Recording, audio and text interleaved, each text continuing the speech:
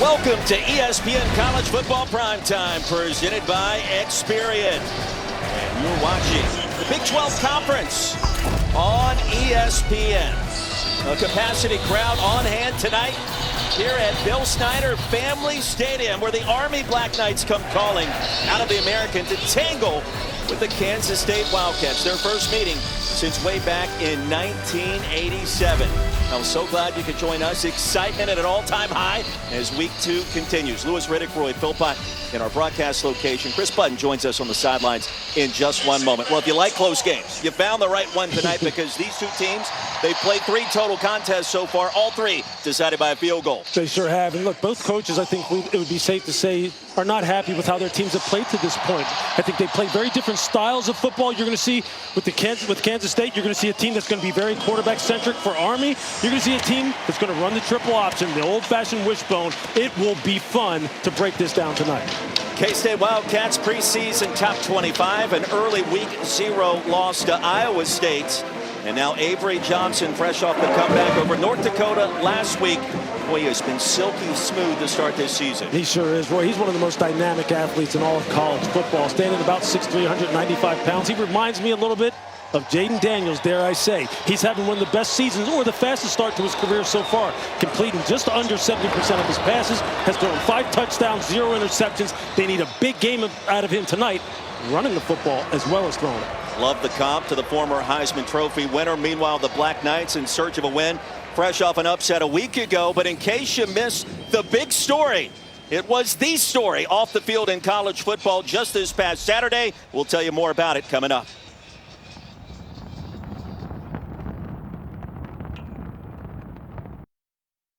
Touchdown! Will they settle for overtime or try to beat their rival now with a 2-point attempt? Go for it. They gotta go for those. Go for those. Go for those. Go for those. Last season, he was questioned for settling. Coach, why didn't you go for 2? We're going for 2. Grab the Dos Equis. They're going for Dos. They got it. The risk pays off. Dos Equis. Always go for Dos. Play at West Point, that they don't run away from danger, they run towards it. That sentiment ringing true for Larry Pickett Jr. this past weekend, but not as a soldier, as a civilian. After the game last week, his family was driving in a car when they drove past a car that was on fire. Larry Jr. and his dad got out of their car. They ran towards the car on fire. They pulled a man from it, saving his life. A truly incredible scene.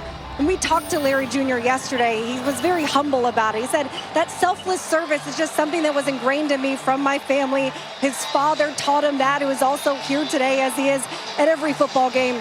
It made national news. And when we talked to Larry Jr. about the attention he received, he said, I don't really think anything of it, other than I'm glad that it paid a spotlight on those that choose to play at West Point and the tradition and the value those men have. An incredible story, Chris. He told us I was just helping someone in need. And he is on the field to start tonight. The Black Knights and their kickoff team.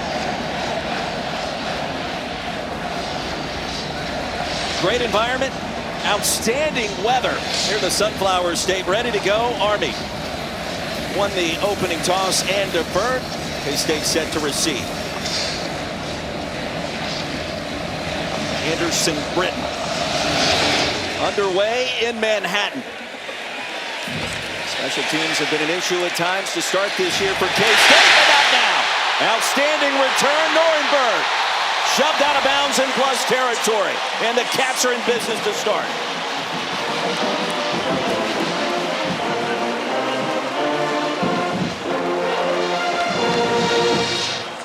And our first look at Avery Johnson, coming off his first career game over 300 yards passing, Lewis. Yeah, he's a guy who really has started off this season looking very comfortable throwing the football. Now, K-State has been known for running the football under Chris Klieman.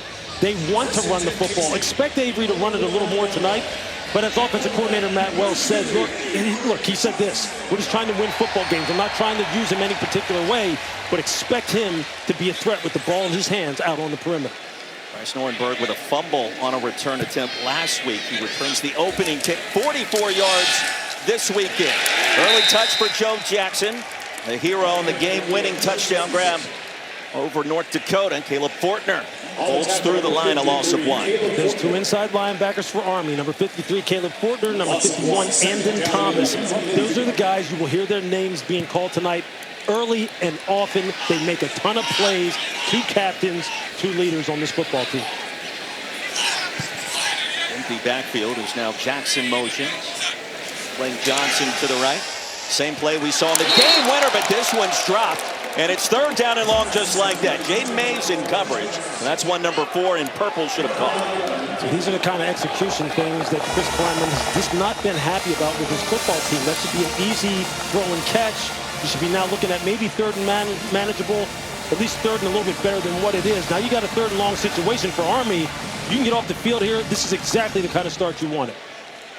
Both coaching staffs not exactly in the best mood when we met with them yesterday here in Manhattan. Expectations high for both sides. On 3rd down, crossing pattern is there, as well as the 1st down. Ron Bradley able to pick up the first in a gain of 15. They call him J.B. Bradley. It's a nice throw and catch against this soft zone coverage that Army likes to run. They like to keep everything in front. They'll occasionally zone blitz, maybe run some simulated pressures to make the quarterback think they're coming, but they don't take many chances. They'll give you some of those throws underneath. Matt Wells, the new offensive coordinator this season for K-State. The handoff and a crease and a big gain on the ground the first time for Joe Jackson and another 1st down. That's exactly what they want to get. Just pull the center Sam Hecht, get out on the perimeter, get a body on a body, and then just tell Joe Jackson, just get it north and south. Get people running laterally, and then you run vertically. Joe Jackson, someone that needs to get going. They need to get this running game going. They expect more out of it. And now the first time we've seen Devon Rice. A scat back at 5'9", an early touch right off the bench and stacked up, driven down quickly. Right at the line of scrimmage, it'll be 2nd and long. Lewis, I don't know that I've met with 2 coaching staffs that were, dare we say, grumpier than the 2 that we met with this week. I mean, Jeff Monken, Chris Klieman, years 12 and 7 respectively. They just don't like how their teams have started. Yeah, they sure don't. Look, I think Chris Klieman knows that his football team needs to run the football. They've been trying to get that going here tonight. We haven't seen Avery run it yet. They've thrown it well. And for Army, they just want to be able to play solid fundamental football. Play action, Johnson slings it, and a pass corral right near the line to gain, stopped about a yard shy. It was Duron Tibbs. Purdue transfer, tackled by Mays. See, this is why K-State's offense has looked good so far when they haven't had the self-inflicted penalties. Avery Johnson, when he's on time in rhythm, is using excellent fundamentals. You see right there the nice basic curl route to Duron Tibbs, the transfer from Purdue. That looks textbook. That's what he's been showing so far this year. That's why they're pretty excited about Avery Johnson's developmental curve. Deep handoff, Jackson, and stops short of the line to gain. He's going to lose a yard. Caleb Fortner again. So 4th and short decision time for Chris Klieman. It's 2 inside linebackers for Army. Just fantastic football players. Very instinctive, very motivated. When we met with them yesterday, to be honest with you, I'm a little shocked that Coach Klieman didn't go for this. Luis Rodriguez connected from 30 yards out a week ago. Went over North Dakota. It was of the comeback variety. This attempt inside the right hash from 34, and Rodriguez continues a solid start. K-State place kicker. 3-0 our new score, just underway in the Little Apple.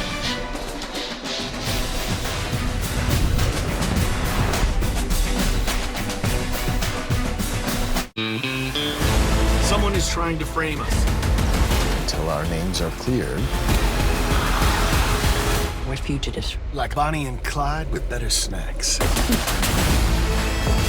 When you said you wanted a little getaway, I have to admit this is not what I imagined.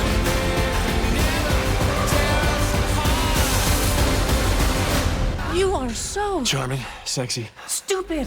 NCIS Tony and Ziva, now streaming on Paramount Plus. Just for Men gives you your strongest, fullest, thickest looking beard yet. Mustache and Beard, now with keratin.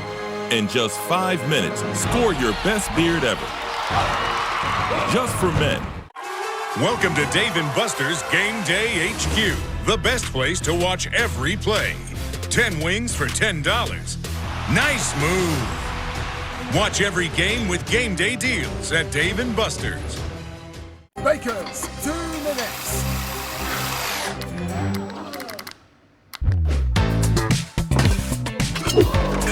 Power when you need it most. Energizer Max is up to 100% longer lasting.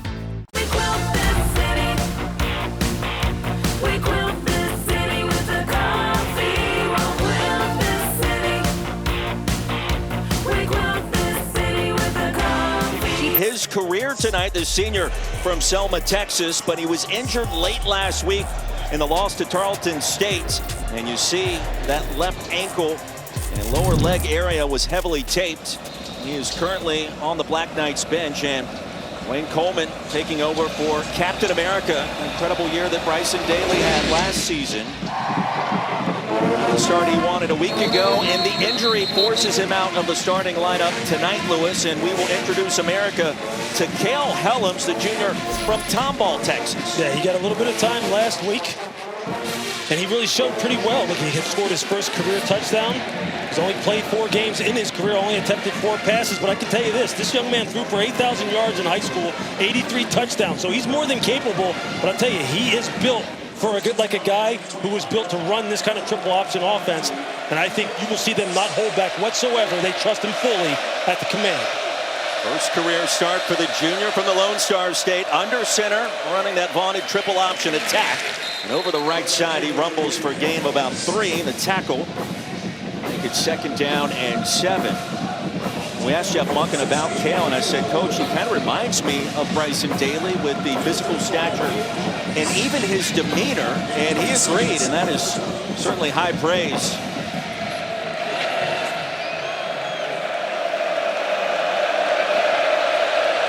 Short in motion. They want to get him plenty of touches right through the A-gap and bolting towards the 30. Gain of 2. VJ Payne, Gabe Powers combine on the stop. Yeah, that's what you've got to do against this offense. You've got to make sure that you take care of the interior run game first. You cannot allow this offense to get going north and south. You see K-State playing very well at the point of attack so far. Must win on 1st down, force him into 3rd and longs. This is where Army doesn't want to live. Play from a phone booth, tight formation, late pitch, needs to cross the 35, and there it is. Noah Short, with a humble emerging star for the Black Knights, found a way in a slight crease. And you see Noah Short just, as the pitchman, you see they option off of Chidi Obiizor, and they make a perfect decision. They have a hat on, a hat out on the perimeter as far as the blocks are concerned. And Noah Short, what a fantastic interview he was when we met with him yesterday. One of the most unassuming young men you'll meet, but he plays the game with a tremendous amount of heart. He'll carry the ball a lot tonight. He had some other outstanding scholarship offers. Movement. And the tight end, Pulowski. False start. Offense. Number 44. 5-yard penalty. Still 1st down. That's Parker Pulowski, the junior, Boca Raton, Florida, and Jeff Munkin, year 12. He does not like seeing self-inflicted wounds with his team. Not at all. I'll tell you, how fun was that interview with him yesterday?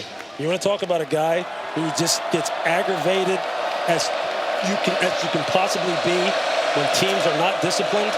And here in 1st and long like this is not where they want to be. Run the option again the other way, and Helms is going to be bottled up. Austin Romaine. And a loss of 3, a big stop for K-State. 2nd and long. Austin Romaine, the leading tackler. Just watch him diagnose this and then get upfield. This is how you have to play it. You have to come downhill, take good angles. Somebody has to be responsible for the dive. Somebody has to be responsible for the quarterback. Somebody responsible for the pitch. This is assignment defense that has to be executed at the highest level tonight to slow down this kind of option attack. 2nd down and 18, not where the Army offense wants to live tonight. Helms twisting and turning back across the 30. A 4-yard gain. Romaine again the tackle. See the linebackers, the three linebackers they have on the field. Number 35, Gabe Powers, Desmond Purnell, 32, Austin Romaine, 45. They're all playing with nice pad level, staying square to the line of scrimmage, not overreacting, keeping their eyes in good places. So far, so good as far as their defense of this offense.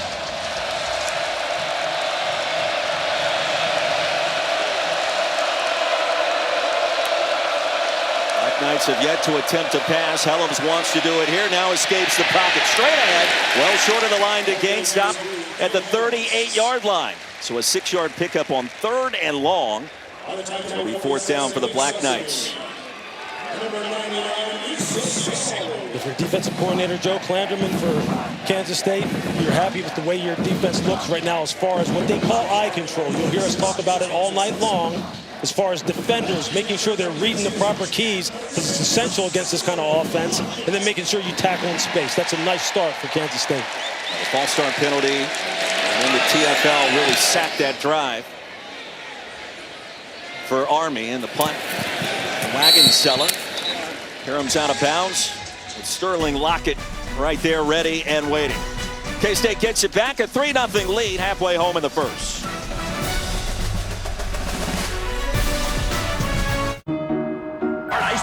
Keep it twisted. Introducing Taco Bell's $3 steak burritos. From the zesty Chipotle ranch to the indulgent cheesy melt. We call them rich, but they're just $3.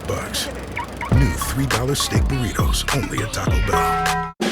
Why do we love USAA team? Because they still call Mom Sergeant. And they pay Dad's claims super fast after that scary thunder. Gotta make this play work for me. USAA membership, always the smart play. Become a member today. ESPN College Football is presented by Experian, your big financial friend, a BFF for life. When you're tackling life's big financial moments, it's good to have a big financial friend on your team. Ready to take control of your finances? Download the Experian app now. 3-0 our score back in Manhattan. Lewis Riddick, your keys to victory tonight. Yeah, for Army, it's about winning the time of possession, which means converting first downs and staying on the football field. Defensively, they've got to get K-State to go ahead and turn this over 2 or more times by any means necessary. For Kansas State, Avery Johnson hasn't carried the ball yet, but I think he's going to need 80 plus, maybe close to 100 yards rushing. They're going to need to get him going and make sure that this offense stays balanced. And then for their defense, allow 3 yards or less on first down. They're off to a good start, but there's a long way to go. Army has a lot of wrinkles embedded into their offense. First down after the 46-yard punt. B. Price on the field. Not a carry so far this season, a red shirt freshman. That'll continue. The crosser is there. J.B. Bradley, as we send you back to the studio, and Matt Berry. Gentlemen, good evening. Time now for your Chick-fil-A move on the field. And this one, Missouri-Kansas was tight late in the game. And then Jamal Roberts, corner, sideline, backbreaker. Mizzou takes down Kansas 42-31.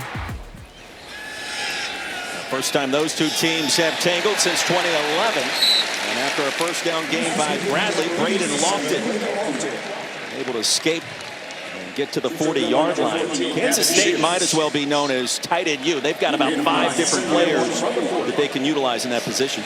They sure do. And offensive coordinator Matt Wells told us he tries to mix and match them so people can't get a beat on any tendencies as far as run or pass.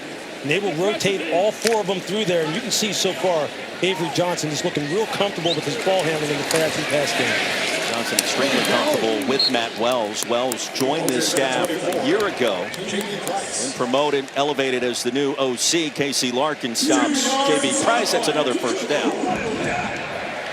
And for Matt Wells, we spoke with him yesterday, Lewis, and we asked him specifically about his starting quarterback. He got emotional, and it didn't take long for him to reach that point. The two are very tight and connected this season.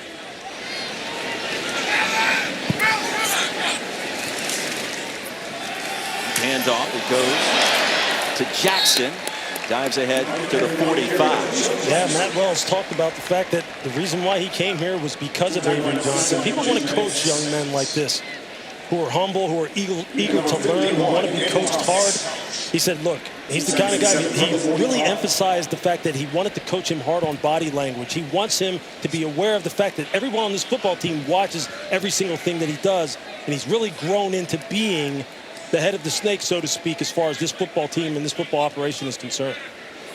Avery sounds different this season, too, when you talk to him. There's more maturity. There's a calmness. It's a shovel pass was deflected just across the line of scrimmage. DeShantez Gray got a fingertip on it. 3rd down.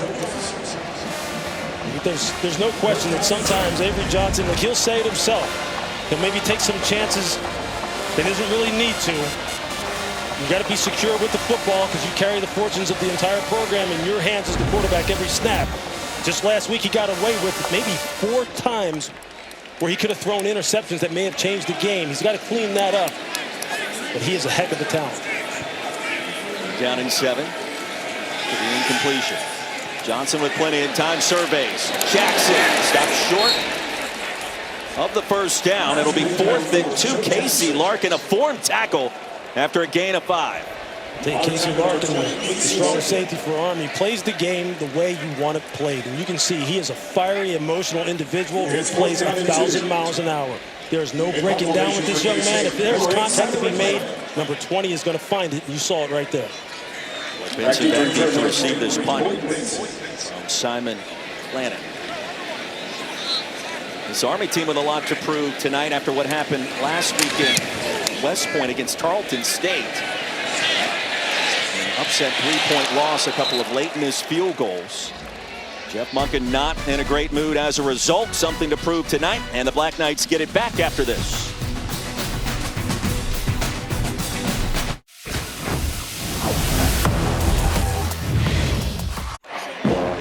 There's the Taco Bell Live Más Student Section. Only one student section can claim the title of Live Más Student Section of the Year. Who will take home the trophy this year? 3-0 our score. K-State leading Army. First meeting between these two programs since 1987. 3rd meeting overall. K-State has never defeated the Black Knights. Aiden Reed in the backfield with Cale Helms making the first start of his career at Army West Point this evening. Play toss and it goes back to short. Sometimes, guys, you can't take the coordinator out of the head coach. That's the case for Chris Kleiman, who before this drive was out there with the secondary and linebackers, drawing up plays, making sure that everyone knew their assignment on each role. And you could sense that, Lewis, in our meeting with him. He had spent some extra time in the defensive meeting rooms this week. Yeah, I mean, you know what? Head coaches love when they can actually coach. And Coach Kleiman, this week, he was doing some coaching. Heck, he even grabbed my pen and my notebook, showed me a few things that they're going to try and do. I felt like I was back in the classroom again. He is a fun guy to talk to. You got excited. I got excited. K-State offsides there, and the quick toss to Samari Howard. There's movement along the right side of that K-State defensive front. Travis Bates may have jumped early. I'll tell you the one thing that doesn't make any of these coaches happy, and we've talked about it already, and both of them are very aggravated over the self-inflicted wounds. They feel like their football teams could be much further down the road as far as their execution if they can just eliminate things like this. When you're talking about Travis Bates, anybody who watches football knows the defensive lineman, you're supposed to key the ball, not listen to the quarterback. Defense number 39. That penalty is declined. 3rd down. Because when you listen to the quarterback, they get you to do just that. You're not, that's simply because you're not looking at the ball. It's those kind of errors in terms of your concentration that can tell you this for sure. That guy on your screen right there, Coach Monken, he's not having any of it.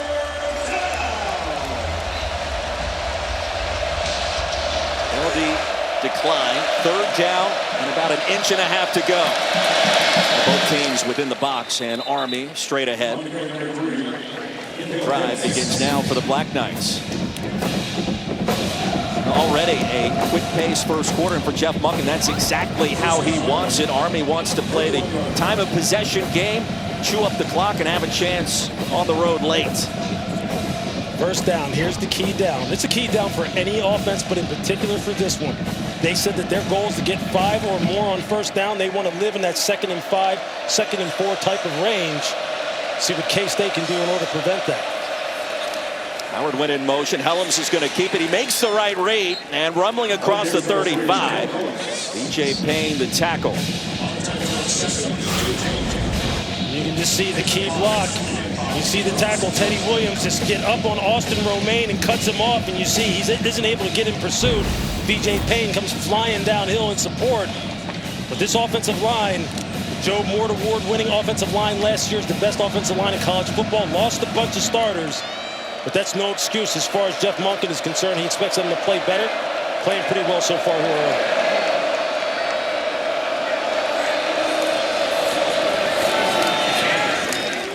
Gain of 5, Howard. It'll be 3rd down and short. The offensive line for the Black Knights. Take a look. They're not huge, but they are effective running the option. Absolutely. 2 best players right here, center and right guard, Brady Small and Paolo Generelli. They are the guys that they will run this football behind when they need it the most, and that's who they will go to. They really like their left guard, number 59, Will Jeffcoat. Feel as though he is going to be a good football player. It's the heart and soul of this football team.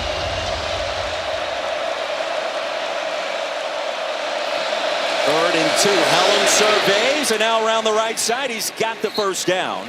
It was close, but he found a way. And Helms, you mentioned it, watching him for the first time on film last week.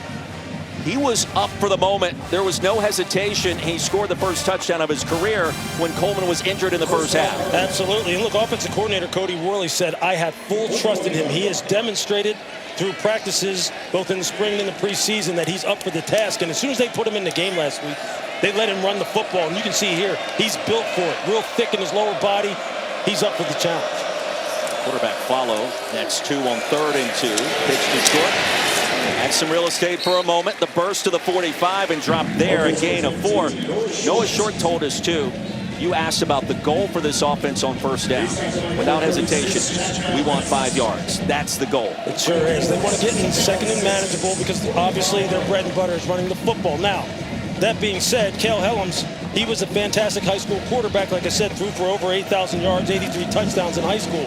So if they need to throw it, he's more than capable. But that guy on your screen who you have just seen, Noah Short, 15, he's the do-it-all, everything slot back for them. They're going to get the ball to him in any way possible. Helms comes from a basketball family. On the keeper, a gain of maybe a yard. Logan Bartley chopped him down quickly. It should be the final play of our first quarter. Army on the move, trailing 3-0.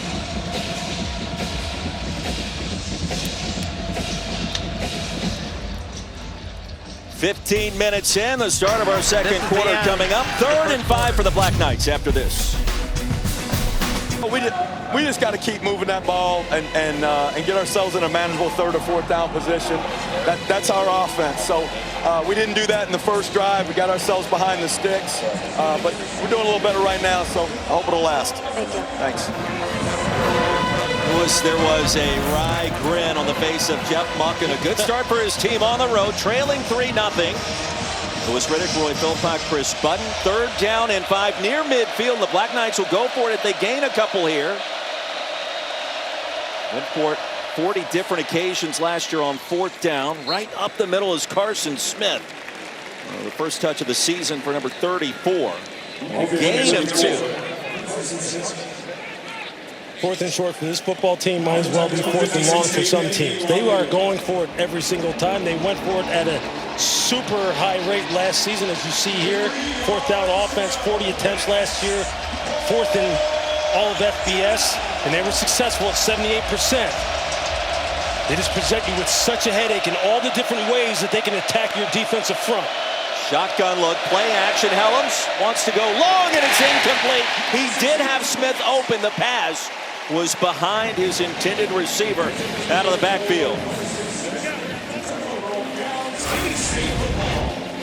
And you see Carson Smith, number 34, the running back, just released out of the backfield, and no one picks him up and carries him in this zone coverage defense. As you saw the safety, B.J. Payne, got caught with his eyes in the backfield, was trying to recover and get some depth. And Cale Helms just misses him. That's got to be incompletion if you're Army, and he knows it. He had him wide open. Carson Smith may still be running, hitting his head on the goalpost with 6, had he just put that on him.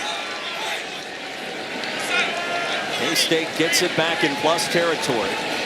The Army unable to convert on fourth down. The field, Devon Rice, the scat back with the move. Crossing the 35. The gain of 13 on first down. It's just a real good job getting some double teams at the point of attack. Pulling the guard and the tight end. And kind of a counter tray option, what they call a gap scheme. And Devon Rice, he has really shown up for this football team. They expect more out of him. They really are missing Dylan Edwards, their do-it-all running back, who's been hurt since week 1 of their season against Iowa State. And Devon Rice is filled in kind of nicely. And there you see why. Jackson and Price. And Johnson in the backfield. Play action. Wants to go long. He's got a man breaking open across the goal line. Jerron Bradley. Right over the top of Jaden Mays. And the first touchdown of this football game. It goes to K-State from 35 yards out.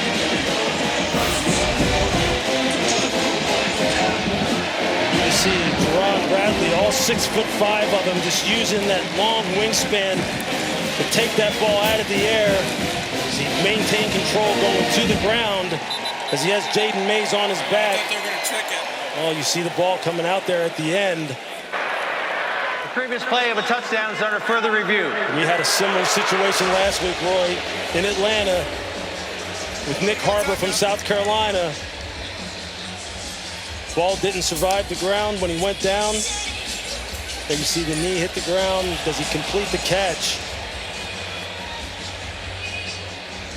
See, this is one of these situations that I really do struggle with as far as this being called a catch or not a catch by the letter of the law. My intuition is that they're going to overturn this. Now, there were big moments throughout college football. LSU Clemson comes to mind a week ago, completing the act of the catch itself, and Bradley caught it cleanly to begin with. Did he finish the reception the way that he needed to in the end zone? And it's tough to see the ball until it comes out late. I think from the other angle, it looked like it was coming out, but that's a heck of an individual effort. Great play call. Got the safeties up at the line of scrimmage and had him one-on-one against the corner. I have a feeling this is going to get overturned based on what I've seen before. Let's bring in our rules analyst, Jerry McGinn. Jerry, what are you seeing? I'm seeing that the receiver does complete the process of the catch, and then he goes to the ground and loses it. So the catch process is over before he hits the ground. I like it as a touchdown.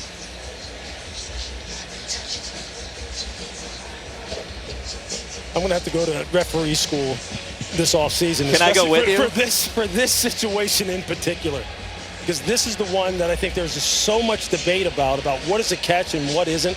I mean, last week in the South Carolina game against Virginia Tech down in Atlanta, I would have swore that Nick Harbor completed that catch, and that would have been a touchdown for them, and they overturned that one. It'll be interesting to see how they rule on this. Yeah. So it comes down to it.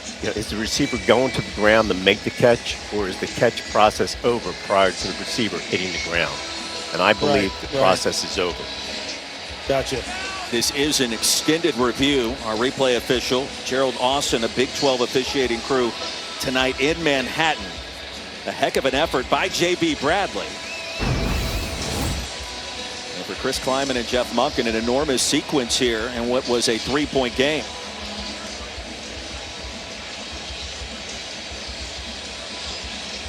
Our referee tonight, David Alvarez.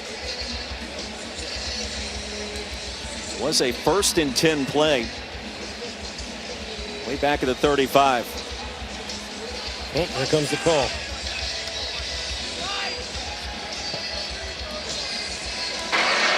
After further review, the ruling on the field has been changed to an incomplete pass. A common sense approach has to occur at some point. No question. Look, my instinct says that that's a catch, but just based on precedent and what has happened already in this, in the early portion of this college football season, those kind of plays have been being overturned. Just saw it last week, and now here we see it again. K-State try to respond on what could have been a 35-yard touchdown pass by Avery Johnson. J.B. Bradley, now it's 2nd and 10.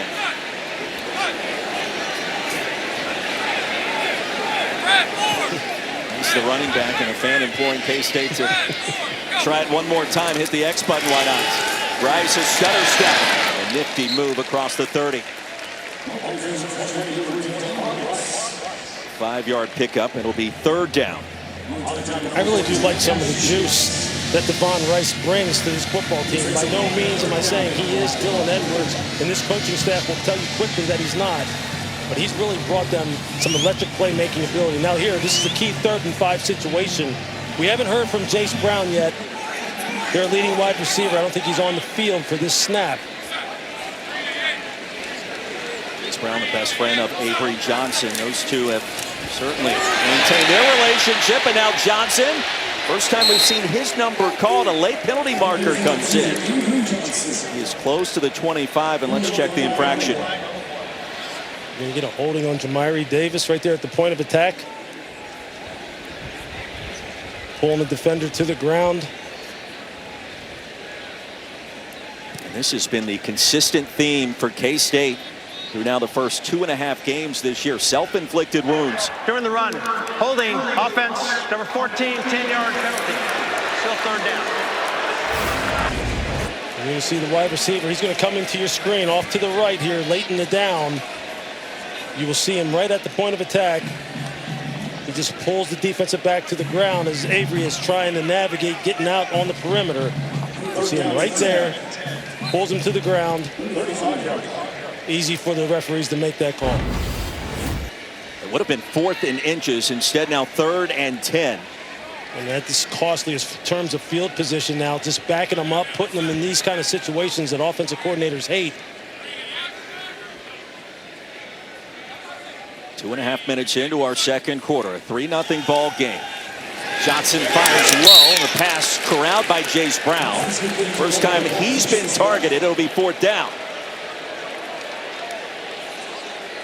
Now Brown, a career high 12 receptions last week. And what do you do here? It's interesting. By the play call, you were figuring, look, are they just going to try and get some field position and attempt a field goal? But here, they were just trying to pick up some yardage, get some positive yardage to get into 4th and manageable.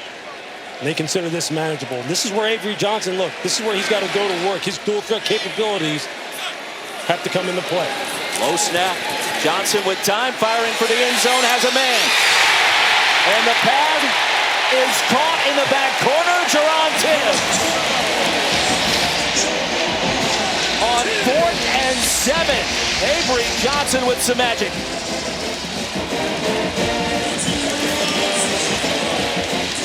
This is a big time throw. Gets one-on-one coverage, 0 coverage. They sent the house. Defensive back got there early. Jerron Tibbs is still able to make the catch. That is a fantastic throw and even better concentration on the part of Jerron Tibbs. And how about Johnson, Lewis, in the pocket with the poise that K-State had to have. His hot start this season through the air continues for the Wildcats. You cannot do it any better than what Avery Johnson just did it as far as throwing that ball against 0 coverage. They pick it up perfectly. You see the running back Joe Jackson pick up the blitzing linebacker, and he just drops a dime.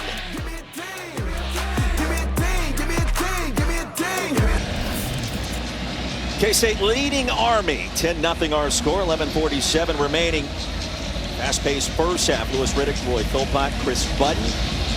Here in Manhattan, Kansas. McClannon.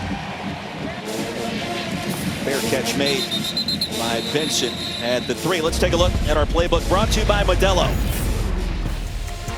But defensive coordinator Nate Woody, he has told us that they don't like the 0 blitz and send the house. But you can see here, they're going to send everyone. And then in the back end, it's this one-on-one across the board. And you're going to see the corner.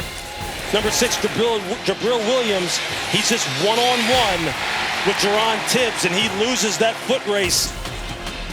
And there you see Avery Johnson celebrating what is a big-time throw. This guy has a very bright future at the quarterback position. You keep making throws like that, they're going to be talking about you in a very, very complimentary way. Black Knights get it back. Helms in his first career start. The late pitch on the option. Noah short. Plenty of real estate and a first down crossing the 40-yard line. Give him 17. And this is what you can't do. If you're Logan Bartley out here, number 10, the safety, and you're responsible for the pitch, you see number 10's eyes, you see him on the quarterback. No one is out here for the pitch. That is an easy read for Cale Helms. And you see it there. You can see Bartley. He's got his eyes on the quarterback. And you just wonder in this defense whether or not he was responsible for the pitch, because you cannot let Noah Short have that kind of space out on the perimeter. You played Oklahoma during your time at Pitt. What is it like to be on that island having to defend a play like that? In a word, awful. It's awful, especially if you don't know what your assignment is and your guys aren't taking care of their assignments. Offense, number 27, 5-yard penalty. Still first down. What happens is you start trying to make up for the next guy, and all it does, it's just a domino effect. This is about assignment defense more than at any other time, as far as trying to defend this kind of offense, because if you get caught out of a gap, you don't know who your responsibility is. That's what the option offense is designed for, to take advantage of your mistakes and make you pay. I could feel your pain reflecting on that. I can feel moment. it up here. No question. Second false start penalty on 1st and 10 for Army in this first half. That last one against Howard. 2-yard gain makes it 2nd and long here. Early touches for Hayden Reed, number 8. Leading rusher coming in terms of the backs. I'll tell you, Hayden Reed, he's a nice running back. He's 6'2", 220. He played the slot position that Noah Short played a year ago. But they really like his ability to run the ball between the tackles, and he's going to have to play a big role. They want Short to be a focal point of the offense. They'll fake the jet sweep action. And Helms, near side run. Austin Romaine ready and waiting. No gain. Now watch Austin Romaine and watch how he is keying the pullers, and look how fast he gets off the spot. He sees Generelli go, he says, I'm going.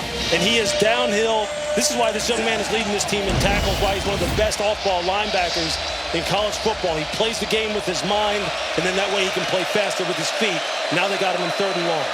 First time he's faced triple option offense in his football career. On 3rd and long, Helms just tries to get rid of it out of bounds. Heavy pressure from Gabe Powers. Get him in 3rd and long. That's when, as a defensive coordinator, you can absolutely tee off. And you see Gabe Powers running free and just forcing Cale Helms out of the pocket. That is just not what Army wants to do. That is not the situation they want to be in. And there you see coordinator Joe Klanderman talking to Chris Kleiman, just constantly in communication about how to defend this offense. You gotta love when head coaches get a chance to really coach. They absolutely love it. Klanderman and Kleiman going back to their days at North Dakota State. Lockett calls for the fair catch. K-State gets it back, leading by 10 after this. Touchdown! Will they play it safe or make the bold choice and go for 2? Go for it. Gotta go for Dos. Go for Going for 2! Grab the Dos Equis. They're going for Dos Equis. Always. There's no fences. There's an edge, but you gotta find it. Find comfort from the traditions that help define it, and the confidence from having the courage to defy it. But being brave isn't about being different. It's about being yourself. Now, we might not need more people in the West, but would it hurt to have a little more West in the people? Okay, Nate, it's just one smile, okay? One smile, and then we can go home, okay? No, that's too much teeth. Nate, come on. You gotta look at the camera, honey. Nate, listen to your mother. Buddy, look up, okay? No, that's too far up. This isn't working. DeVito, you're in. Tommy DeVito, backup Nate. If only there were backups in real life. Hey guys, follow me on this one. But at least there's Progressive to protect your home and auto. See? Now that's a smile. Okay, now everybody look at DeVito on this one. College Football Primetime, presented by Experian, is brought to you by Arby's. We have the meats. Strong relationship between Kansas State and Fort Riley, located less than 30 minutes outside of Manhattan. These soldiers being honored today here at Bill Snyder Family Stadium. Chris Button has more. It's pretty neat how this set up because they do this for Riley Day every year here at Kansas State, and Army usually has some sort of fans in the crowd wherever they go, but the fact that this was the day they chose to do for Riley Day so that soldiers could come over from just 25 miles away to be able to cheer on their Army brotherhood, and there was an amazing flyover to start the game as well. Amazing indeed. It caught our attention here at our broadcast position, so close in fact you could almost reach out and touch the Blackhawk helicopters that came by. And a first down carry for J.B. Price, and a tackle once again by Casey Larkin. It'll be second down and long. Lewis, it does feel like a big drive for the Army defense, and perhaps a play needed to be made for Coach Nate Woody's group. Yeah, it does. You know, they got out of character on the last drive as far as going zero blitz and then really leaving their defensive backs on an island. That's not something they do very often. They like to play a lot of shell coverage, a lot of zone coverage. They're getting back to it here. Rice is going to be corralled near the 10. It'll be third and long. Andon Thomas, the captain. And here comes a penalty flag in late.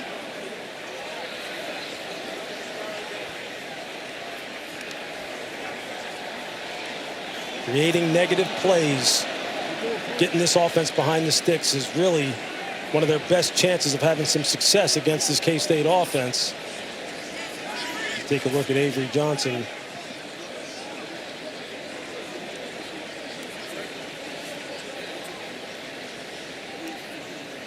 Here's David Alvarez. The down counts after the play, unsportsmanlike conduct. Number 1, Kansas State. Number 5, Army. Number 1 may remain in the game due to the foul to the helmet. Justin Weaver and Jace Brown, Chris Kleiman. That is their first unsportsmanlike of the game. You're going to see Jace Brown and Justin Weaver tied up. Third down. You see Justin Weaver with his hands up into the face of Jace Brown. Helmet comes off.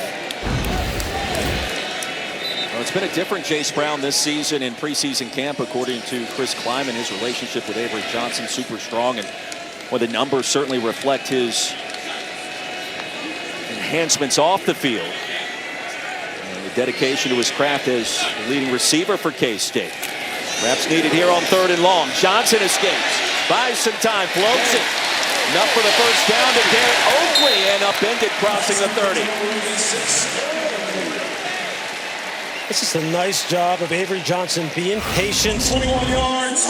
As the receivers run off the line of scrimmage, you're going to see he's just going to like survey the field. He can tell that they're playing it top down, meaning they're just trying to keep the receivers from getting behind them in the deep part of the field. And then late, Garrett Oakley just leaks out into the flat. Avery just softly tosses it to him and lets him catch and run. All the defenders have been run off. It's just good quarterback play on the part of Avery Johnson.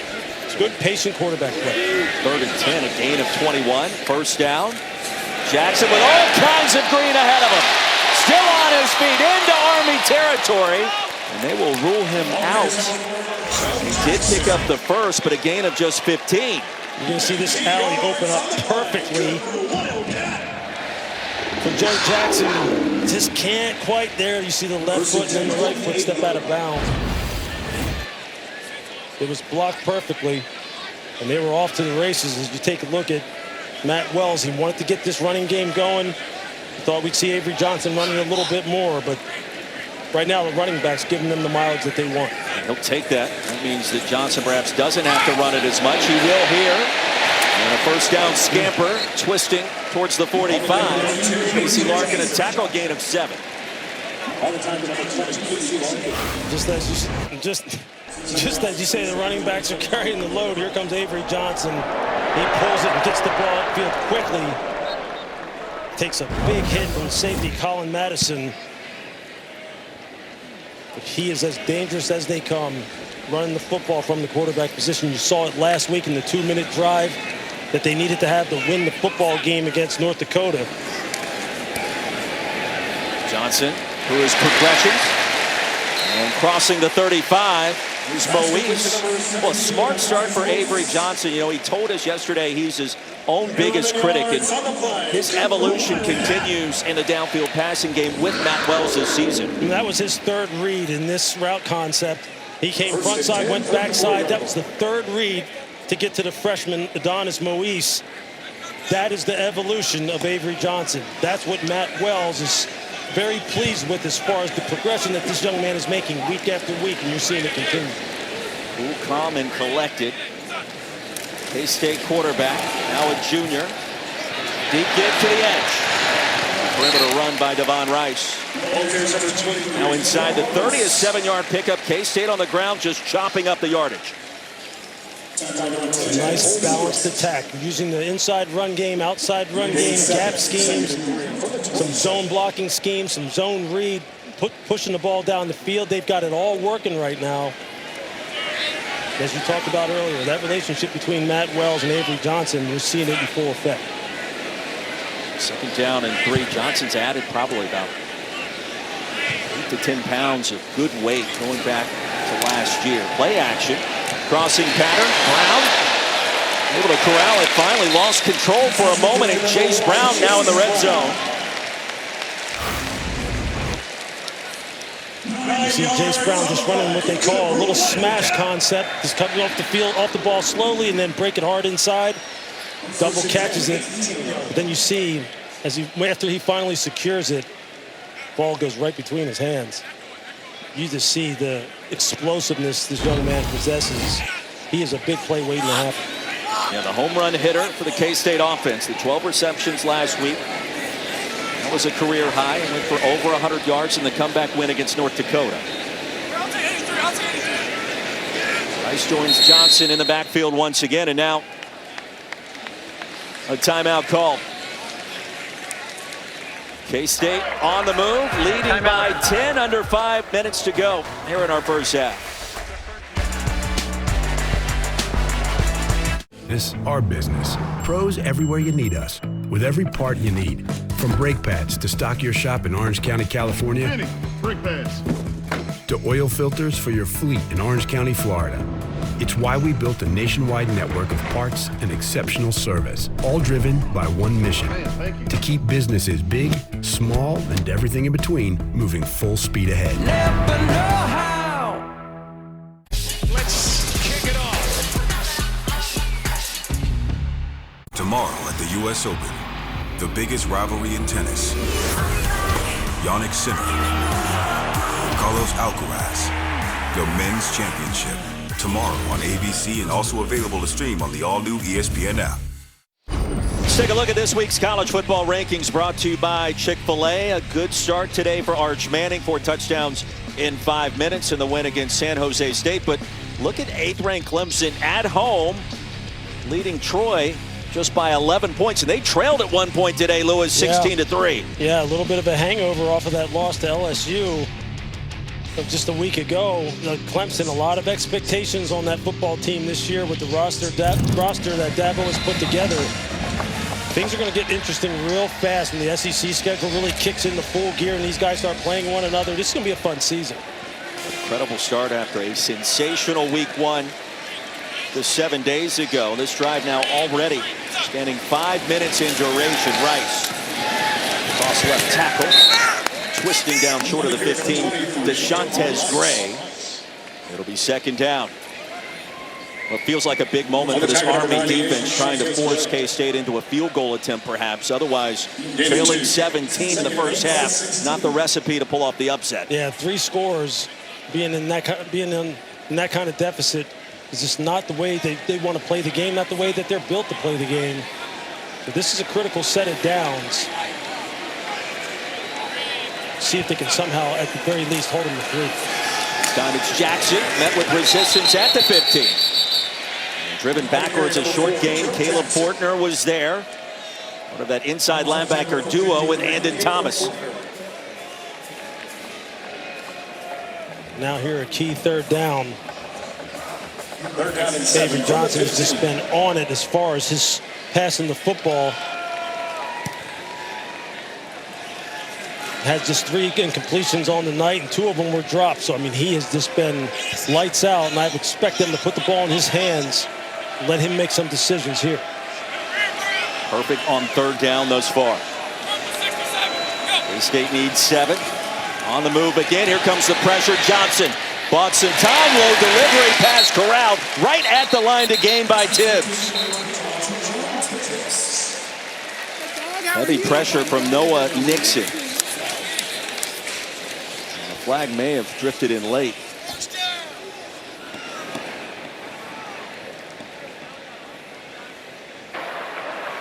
Illegal formation. More than 4 players in the backfield on the offense. 5-yard penalty. Still third down. So instead of 1st and 10, actually it would have been 1st and goal. They'll back them up and do it again. Yep, just got to make sure one of the wide receivers in this triple formation is up on the ball. Nobody was on the line of scrimmage. Didn't have 7 men on the line of scrimmage. That's just, again, one of those self-inflicted errors.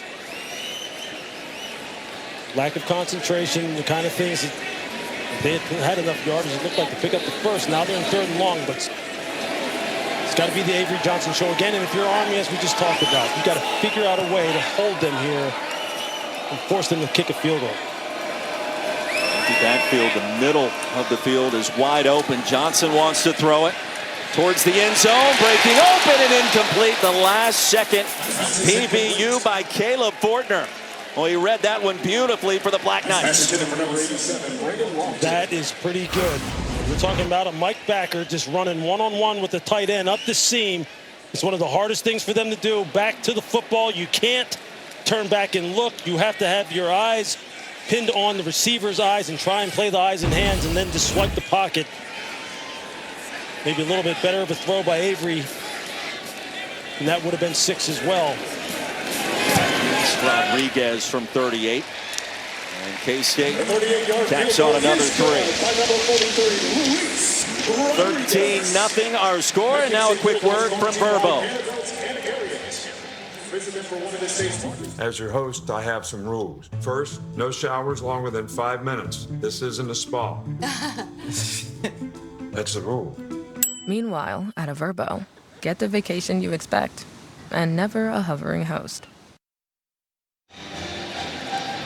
Well, if you're just tuning in, K-State leading 13-0. Avery Johnson has been on fire and in the zone through the progressions and in command of this Cats offense. Ron Tibbs, the only touchdown of the night so far, but for Jeff Monken, that has to feel like a win to force the field goal there. No doubt about it. Look, these Army linebackers, Caleb Fortner and Andon Thomas, they're showing you why they're captains, why they're 2 of the guys we decided to talk to. They have just been making plays, and that is a heck of a play that Fortner just made to save the touchdown. And now they need to get this offense rolling. They have got to somehow generate some offense to where they can get this ball in the end zone. Kansas State has been very good as far as their assignments are concerned, not turning anyone loose. Fair catch by Benson. Make sure you kick off your Sunday with NFL Countdown, 10 a.m. Eastern, right here on ESPN. Micah Parsons and the Packers get set to battle the Lions. They'll give you expectations there.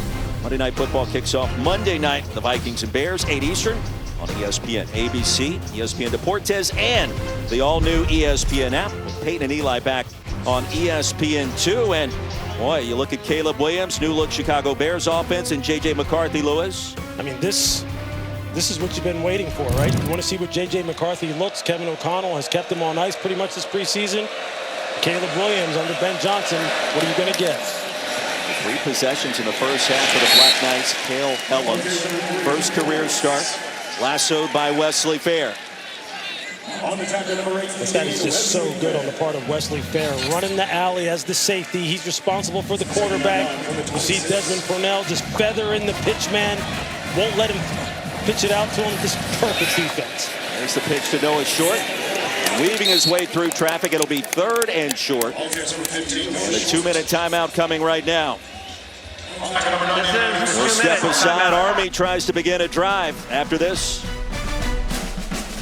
That stunner in the swamp and where the Gators go from here, plus Arch Manning bounce back in a big way. We've got that and more coming up on the Bud Light Halftime Report. Man, we cannot wait.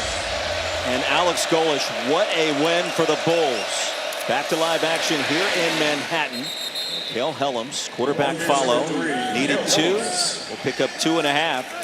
Clock will stop Army. Important to point out here, Lewis, with all 3 timeouts. Yeah, they're going to be critical. They got to get a couple chunk plays. Look, they threw the football. They had wide receivers open on the 4th down play to Carson Smith that they didn't convert. And there you see Cale Helms. B.J. Payne. Chris Kleiman said this past week had been pressing. Not exactly the recipe for success against a triple option team when you've been pressing as a strong safety. A good start so far for B.J. Tackle there. It's 2nd and 1. Helms again wants to run it. And again picks up the first. Trying to look for Noah Short. Just running a little in cut and from the slot, but they had him double teamed. Clock stops briefly to move the chains. Helms directing traffic. This Army offense led America in rushing last year. 100 yards per game. They faked the toss sweep and the pressure came in quick from Desmond Purnell. And a penalty flag comes in. Busy night for this veteran officiating crew. I think they're going to get Purnell a little bit of all sides. He was trying to time up the blitz.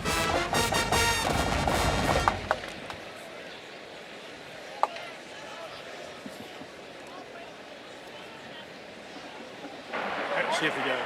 Illegal formation, offense, more than 4 players in the backfield.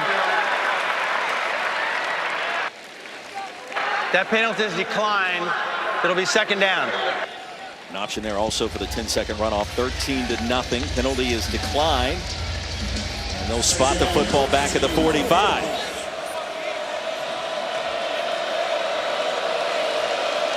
So after a loss of 3, they'll take the play. Helms to the air. High delivery. And Samari Howard able to leap to make the grab with B.J. Payne chopping him down. Under a minute to go.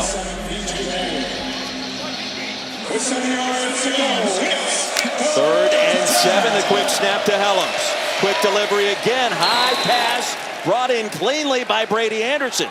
So the 2nd catch of his career. Big number 84 moves the chain. And he had a fantastic catch just a week ago against Tarleton State on a little wide seam down the field. Had to really extend and take the ball out of the air. And I asked the coaches about Brady Anderson, and they said, hey, look, we didn't. He just gets that left foot in bounds. And they like what he has shown.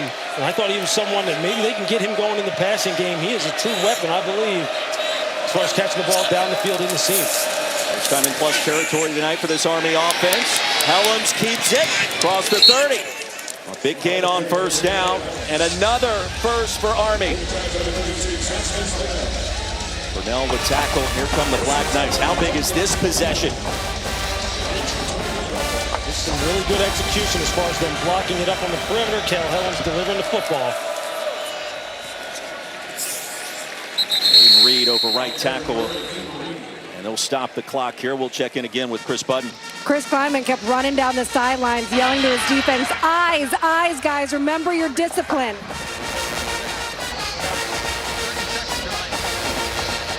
Eye discipline has not been kind to K-State so far this season. In fact, Chris Kleiman told us and the local media this week it has been awful, and then he repeated that same word again to re-emphasize the point. Yeah, what you see happening here is, look, as you start getting fatigued, you start wondering, your mind starts wondering a little bit, and maybe you get a little lackadaisical. You can't have that happen against this offense. It just puts too much stress on you. Every single down, it's critical to know exactly what you're going to do. And when they start introducing the passing game, and if that's going to be something that could be a potential factor for them, along with the triple option, it just makes it even harder. 11th play of the drive. Army with 2 timeouts remaining. First time today for Jeff Monken's team entering into K-State territory. And now Helms will take off again. That was a quick decision across the 25-yard line. And another stop at Stufflebean. Brought him down. And we talk about eye discipline. Army has called their 2nd timeout of the half. 30 seconds in late. Yeah, the eye discipline that we're talking about here, I mean, it's something that's just going to absolutely be critical. They have to be on it down here in the red zone, in particular in the high red zone. Well, don't forget, the U.S. Open Men's Championship match is tomorrow, 2 Eastern on ABC, the all-new ESPN app. The third straight Grand Slam final, Center versus Alcaraz. What a scene it will be. Coverage begins with the men's preview show at 1 Eastern. Hey, just watching head coach Chris Kleiman down here on the field, he is livid. Because this game could quickly become a one-score game with the way Army is moving this football. And you can tell, like you see him right now, he is livid at his defense. On third down, Helms. Post pattern and across the 5-yard line. It is grabbed. It'll be 1st and goal. Look who it is. Noah Short. It's the little two-man route concept where he just stacks behind the tight end and just breaks off of him on the in cut. For a gain of 18. Army with 1 timeout remaining. Helms. Negligible gain on that play. Wesley Fair brought him quickly down to the turf. Army has called the 3rd and final timeout of the half. 30 seconds in length. 12 seconds. Please set the game clock to 13 seconds, please. 1-3.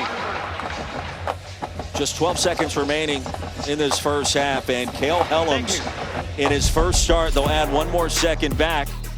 On this drive has certainly turned the corner somewhat. Hey, we talked about it in the open, right? I mean, 8,000 yards in high school. Maybe he can throw the football a little bit more than any recent Army quarterback that they've had. Avery Johnson, he's been on it. He's kind of been lights out as far as when he has had time to throw, even when he hasn't had time to throw. But right now, it's all about Cale Helms and this Army offense. The fact that they are showing you something that they typically do not show, which is an ability for their quarterback to drop back, read the field, and for these wide receivers to get open and run traditional routes. And that throw right there to Noah Short, that's what you that's something you expect from an offense that doesn't really major in the triple option.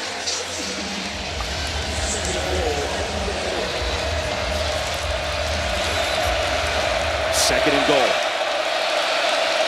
Reed and Howard, the Army backfield. The other direction. Howard's going to be sandwiched out of bounds into 2. B.J. Payne laid the lumber. Now you want to talk about eye discipline. B.J. Payne kept his eyes on his man-to-man coverage responsibility, which was Samari Howard, and that's how he's able to come up and make this touchdown-saving tackle. If he is off by just a tick, that is a touchdown. That's what we're talking about as far as eye discipline. Now they got to do it again. Crucial third down for K-State. And if you're Army, you got to be feeling pretty good about your chances right here.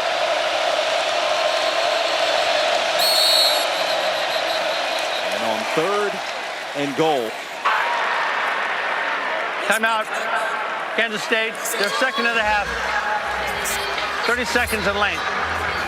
And this play is going to tell us whether it's a 2-score or 1-score game going into halftime. It is enormous for that man, Chris Kleiman, and for the confidence and emerging talents of Cale Helms. I think it changes everything for Army as far as their outlook going in at the half.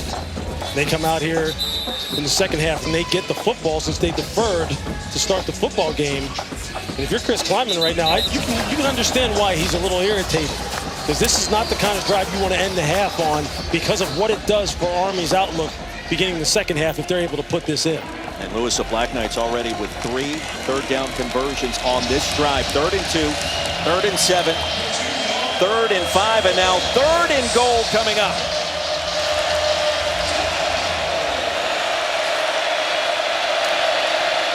Howard with his shift. Helms with a rollout. Find a little bit of time and wisely flings it out of bounds. That'll give his field goal unit a chance with just 3 seconds to go in the half. It's just a nice job by Kansas State of matching all the patterns down the field. Cale Helms had nowhere to go with the football.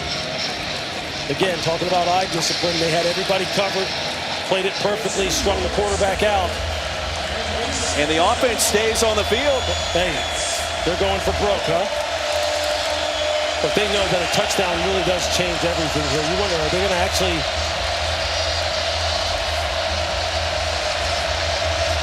I don't know. Head coach Jeff Monken may not have a lot of faith in his place kicker being what happened last week. This is the game winner. An all-or-nothing play on 4th and goal. Helms retreats. Wide open in the end zone. And it's corralled for the touchdown. Mr. Brady Anderson.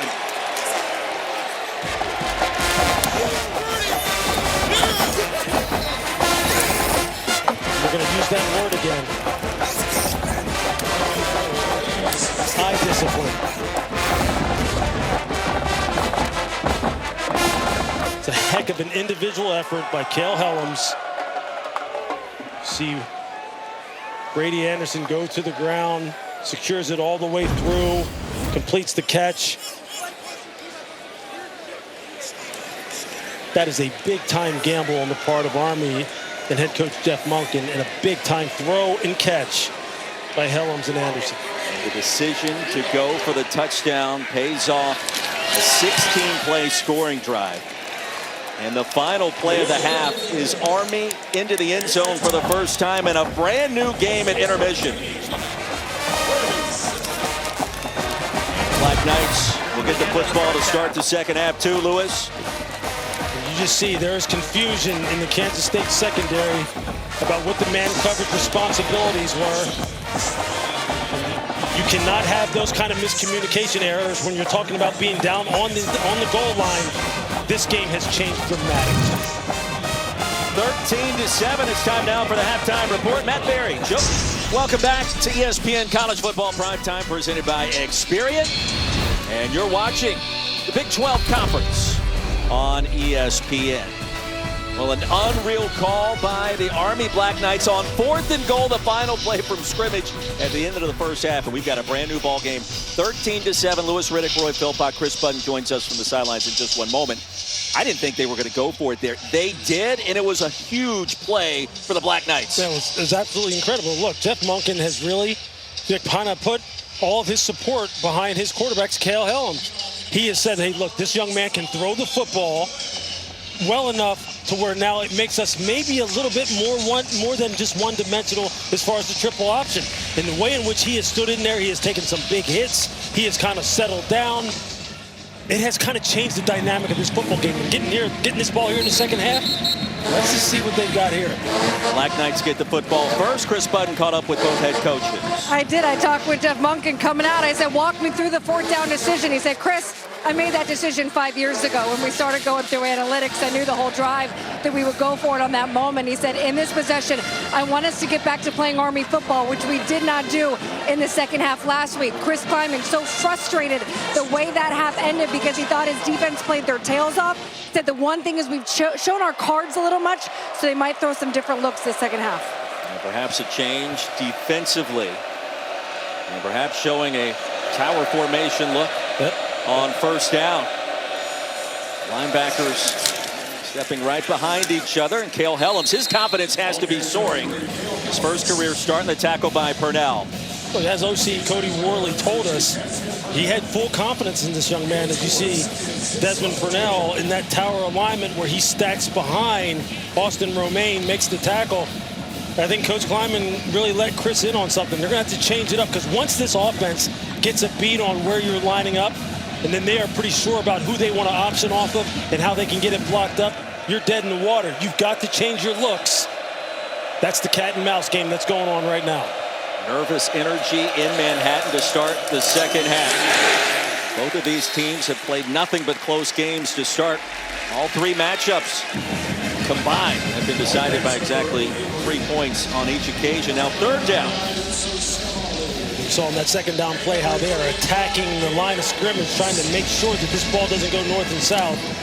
The ends come crashing down inside. Now, this is where the dynamic really changes with the way Cale Helms has thrown the football. Will they put the ball in the air here, or is this 2-down territory for them? Army with 4 third down conversions on that final scoring drive. Here comes the action, and Helms is going to be swallowed up. Obi Izor met him with plenty of resistance. It'll be 4th down. Perfect execution on the part of Obi Izor. Staying square to the line of scrimmage. Desmond Purnell was out here on the perimeter for the pitch. Excellent execution on the part of K-State. 3 and out forced by the K-State defense. Sterling Lockett back deep to receive this punt from James Wagenzeller. The first 3 and out for either side tonight, off the side of the foot. A kind roll out of bounds near the 31.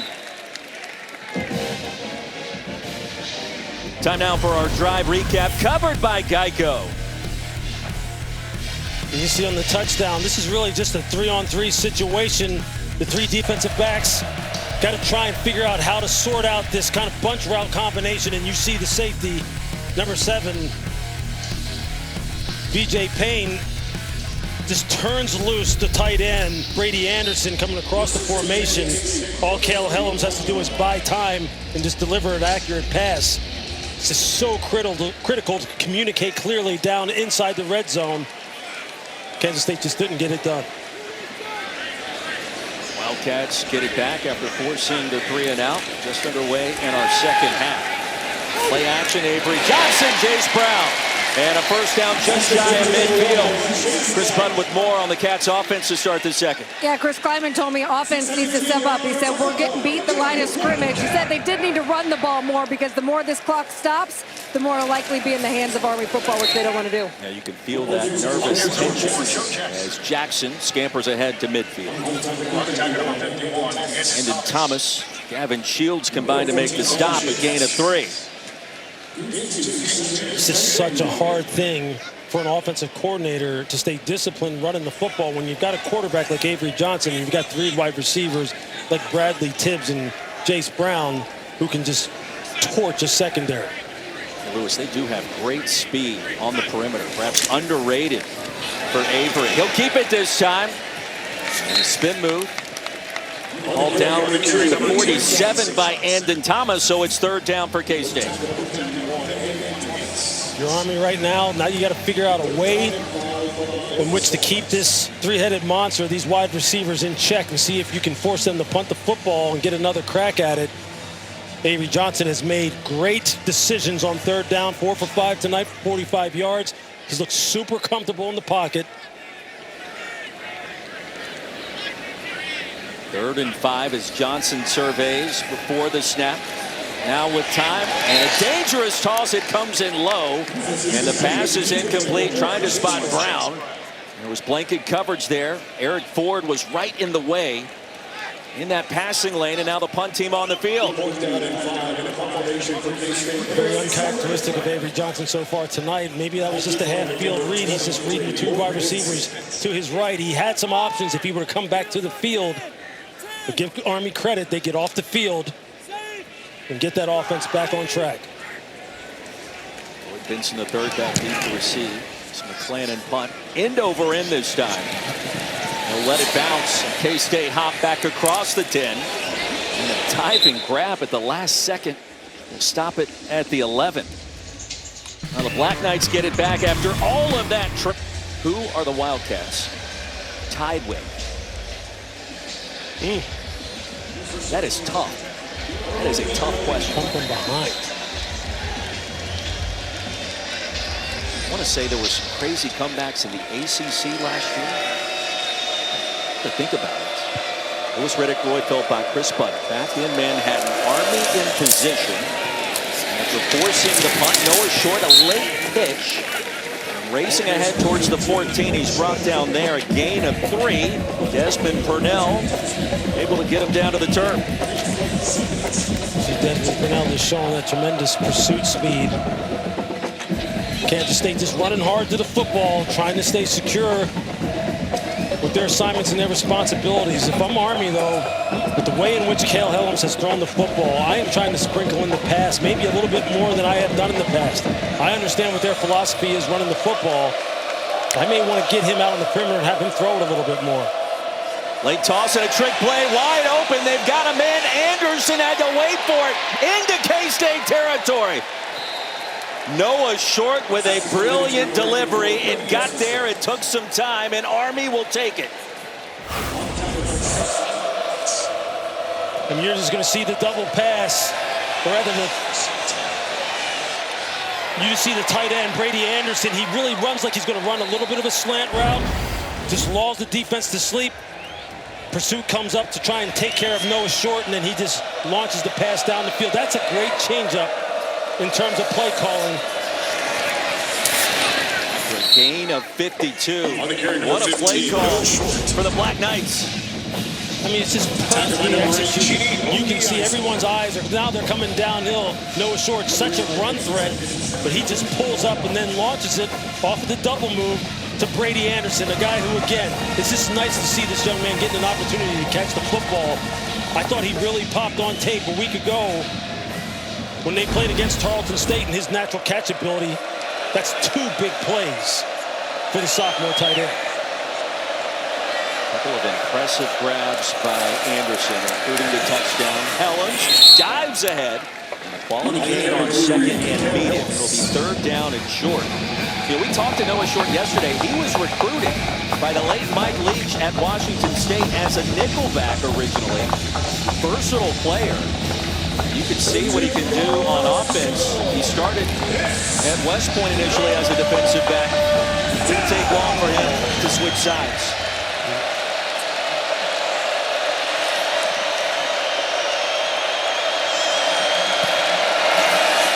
Helens absorbs the contact, picks up the first down, and Purnell went for a bit of a ride late. The drive continues. That's just a good, tough run by Kel Helens. Just getting low, taking on Purnell at the point of attack. Give offensive coordinator Cody Worley from Army a lot of credit. He is going deep into the play call sheet. Has some nice stuff in for this football game that right now really has Kansas State on their heels. How about Kel Helens in his first start, placing Bryson Daly from a year ago. Carson Smith weaves his way into the red zone for Army, and a 5-yard gain. It's good, tough blocking at the point of attack. Carson Smith goes 6 foot, 240 pounds. And that right now, they're just really trying to run the ball at the heart of the Kansas State defense. And from here, everything kind of flows off of it. If you can get yourself 4 or 5 yards on first down right up the middle, just all the things start to open up as far as the play action pass game, the triple option game, everything. Quarterback follow. On second down, a gain of 1, maybe 2 more. It'll be third down. And time keeps ticking away off the clock here in this third quarter. Another lengthy possession for the Black Knights.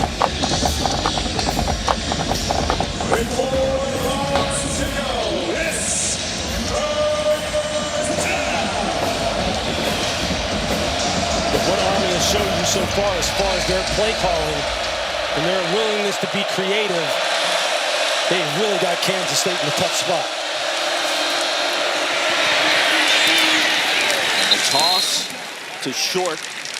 It'll be fourth down from just outside the 15-yard line. Now, Jeff Monken told Chris Button at halftime, I decided to go for it on 4th and goal 5 years ago. You know what he's going to do here, Lewis. Yeah, anything that's 4th and 4 or less, heck, even 4th and 5, they are going for it. And now, if this comes down to Kansas State, it's about assignment football again now. Because you know that now they have shown you that the passing game is a real threat. Double passes are a real threat. You must be assignment conscious. 4th and 3, Helens to Hayden Reed to the edge, and he'll move the chains. Well, that's one way to do it. Reed, you think about him in terms of power, Short with the speed, but it was Reed that got to the edge.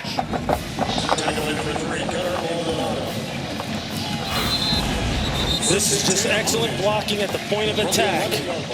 They just get out on the edge, they're able to secure the edge, and then just use the speed. Official's timeout for an injury to an offensive player. Secure Stufflebean, and then everyone has good angles. You get a body on a body. And Hayden Reed just uses his speed at 220 pounds for a heck of a first down pickup. Teddy Williams, right tackle, slow to get up as we step aside. Their rival now with a 2-point attempt. Go for it. Gotta go for those. Go for those. Go for those. Go for those. Last season, he was questioned explanation for settling. Coach, why didn't you go for 2? We're going for 2. Grab the Dos Equis. They're going for Dos. They got it. The risk pays off. Dos Equis. Always go for Dos. Thanks for walking us through the plan. Have fun with Lizzie this summer. Doors connect us to what's important. A dedicated Fidelity advisor can help you open those doors. Backed by a team of specialists, they'll help you build a personalized investment strategy. Doors were meant to be opened.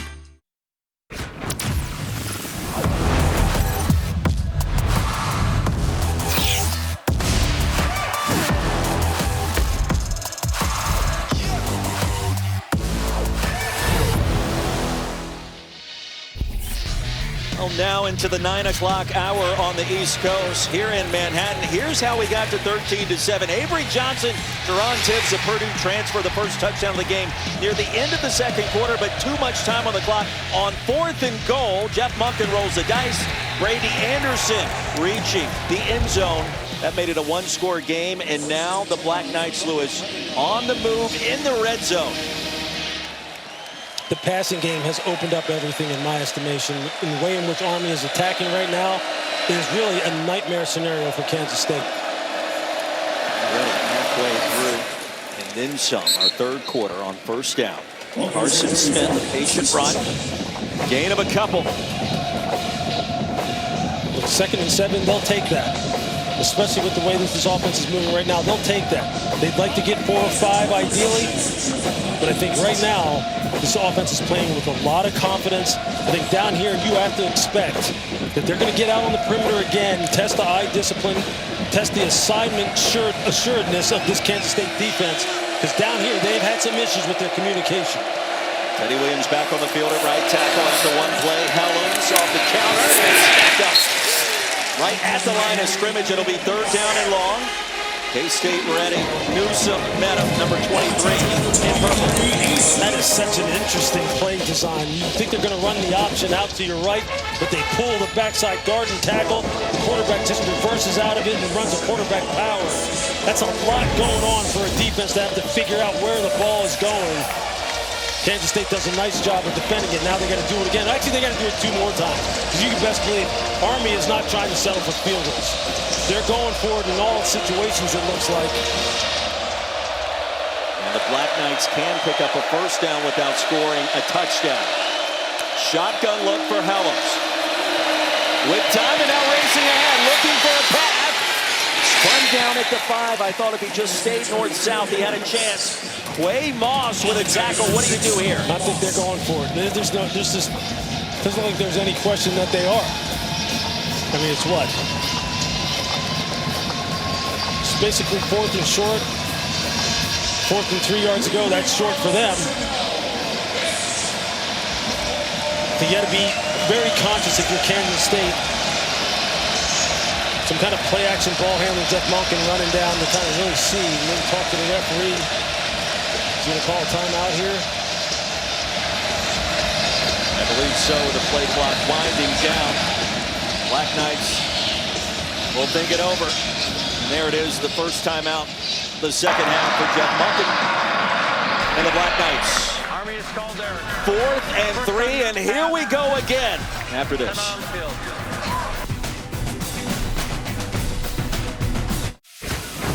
Thursday Night Football on Prime is back. It's on. Thursday Night Football returns as the Commanders face off against the Packers, and it all kicks off at Lambeau Field in an epic NFC showdown. Finding his way. Touchdown Green Bay, and they have the lead again. To the end zone, touchdown. Is that possible? Stream Thursday Night Football. Commanders, Packers at 7 p.m. Eastern, only on Prime.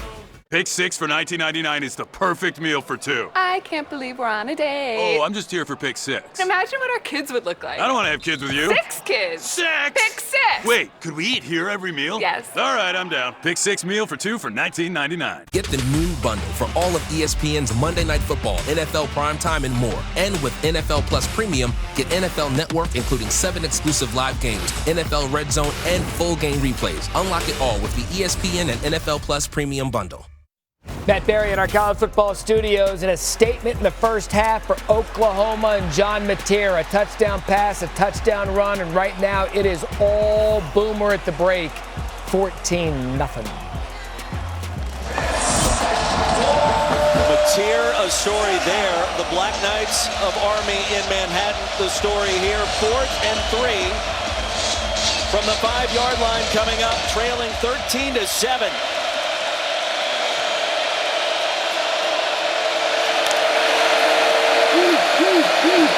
Helms waiting for an open receiver, now takes off near the goal line, and he's in! Touchdown Army!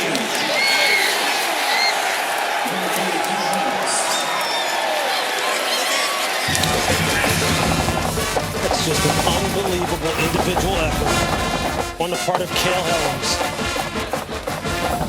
Knows he's going to take a hit.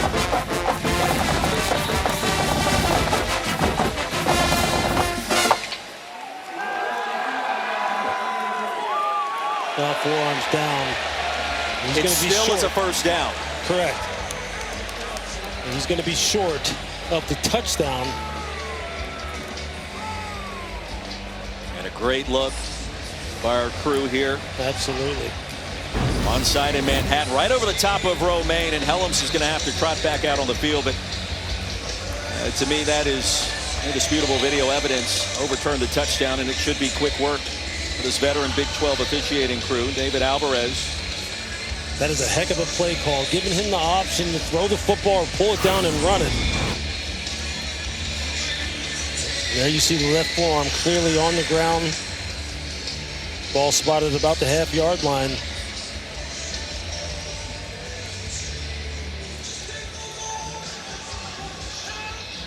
But you just see, he's just going to get out here on the perimeter, and he's going to have 2 receivers in the back of the end zone. He just cannot find anyone to throw the football to, and he just pulls it down. And then just follows big Carson Smith, number 34, who you see out in front, just trying to pick up any leaking pass rush, and then he just turns into a lead blocker on Austin Romaine. It's just a smart decision on the part of Cale Helms. Don't throw the ball unnecessarily in the coverage. Don't put it in harm's way to see if you can pick up the first down, maybe a touchdown. After further review, the runner was down short of the goal line, but he did make the line to gain. It will be first down from the 1/2-yard line. Well, it's not 4th and goal. That is important to note there. The first down easily achieved by Cale Helms. K-State now backed up deep. It'll be 1st and goal for the Black Knights. It's another example, Roy, of Cody Worley, the offensive coordinator, having complete trust in Cale Helms, making his first career start on the road against Kansas State. In a 4th down situation, he puts the ball in his hands and trusts him to make a big decision. Now here they got a fresh set of down. Carson Smith in the backfield. Helms under center.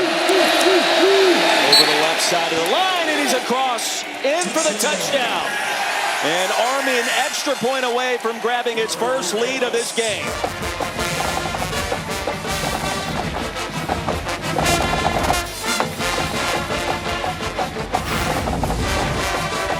You're just going to see it open up right in about the B gap in between the guard and tackle.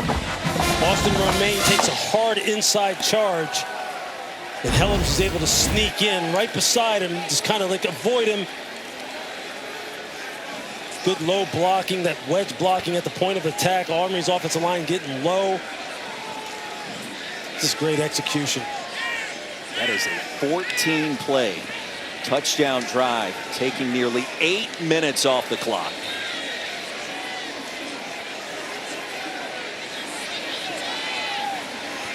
This crowd is absolutely silent.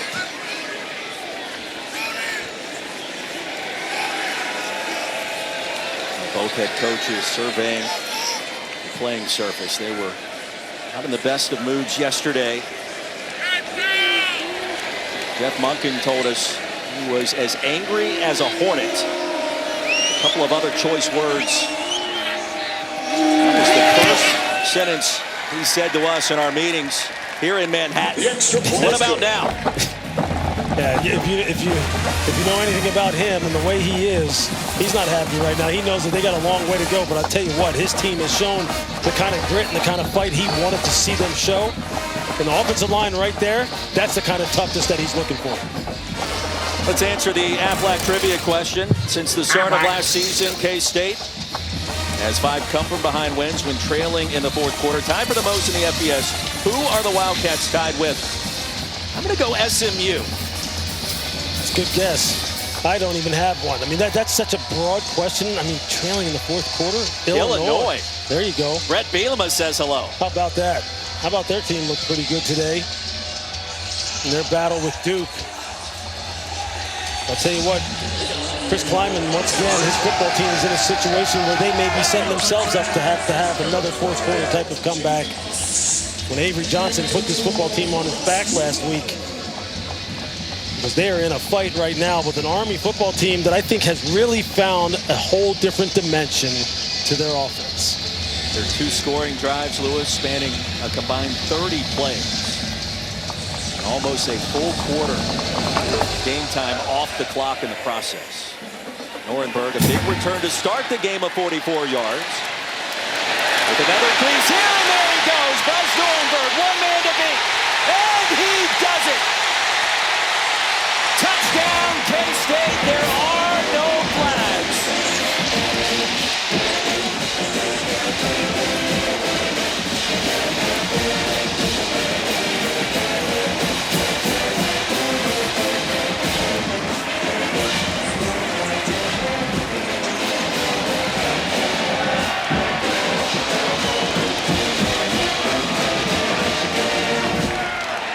All smiles for the K-State special teams this week. A different story. The first 2 games of the season, Nuremberg a fumble just a week ago in the win over North Dakota. And now K-State will go for 2. And let's go for Dos, brought to you by Dos Equis. Right decision here. Lewis still with a lot of time to go and only a 5-point advantage.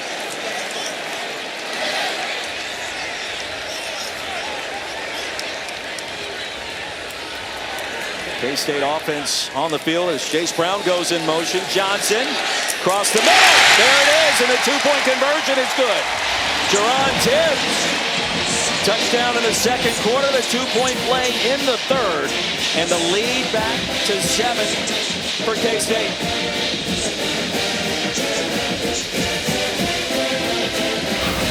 What an excellent job by K-State. Just watch the double team they're about to get right here at the point of attack. And watch the runner come right off of it. We're going to take this out. There you get the double team. And then you see it just opens up perfectly. And then you've got to just beat the kicker. And you're off to the races. And then for the 2-point conversion, you're just having a little bit of a bunch route combination. And you're going to see Jerron Tibbs just come inside and just spot up right inside the goal line. Avery Johnson with the perfect throw, just waits for it to clear, waits for it to open up. That is just big time. K-State has made an absolute living on non-offensive scoring touchdowns. Special teams has been a big part of the history here. Turnovers, pick sixes, scooping scores. They've been one of the best teams in the FBS at creating scoring opportunities other than by offensive means. And here again, it turns the tide for them. Big time special teams return. 99-yard kick return for a touchdown. We're back to Matt Berry in the studio. Hi, guys. I have your All-State Good Hands play. It came from the Cy-Hawk-Iowa State-Iowa rivalry. Xavier Townsend, the intended receiver, that gave Burkle right place, right time. If you blinked, that was just about all the offense you got in this one. It was Iowa and Iowa State, and it was a Cyclone win, 16-13, the final. Rocco Beck continues his outstanding play. Iowa State remains undefeated, and here K-State, another non-offensive touchdown, leading America in that department this century. The Black Knights get it back after the 8-minute touchdown drive. Gabe Powers stops Carson Smith. And here we go again, Lewis, with a triple option. Yep, and here it comes. They're going to go back to their bread and butter. sprinkle in the pass. We're talking about those non-offensive touchdowns. How about 135 as a school since 1999? 135 touchdowns. 4 non-offensive touchdowns in 2024, which was the most that they've had since 2020. They make a living doing it. They had that kick return tonight. K-State gets momentum right back. Helms, quarterback run, a stutter step, a jump cut. It'll be 3rd and 2. Quay Moss with a tackle after a gain of 6. That's just good offensive line play right there on that quarterback inside zone. They just got double teamed at the point of attack, getting the defensive line knocked off the ball. And now in another 3rd and manageable situation. And 3rd and 2 for them is like 3rd and 7 for most other offenses. Or 3rd and 2 for them, rather, is like 3rd and like an inches for other offenses, rather. Under 2 to go in the 3rd. Helms a handoff over the right side, and I don't think so. B.J. Payne from his strong safety position, indicating it's 4th down. And Smith was stopped short the line to gain. You got B.J. Payne. Officials timeout for an injury to a defensive player. Justice Clemens also getting in on it.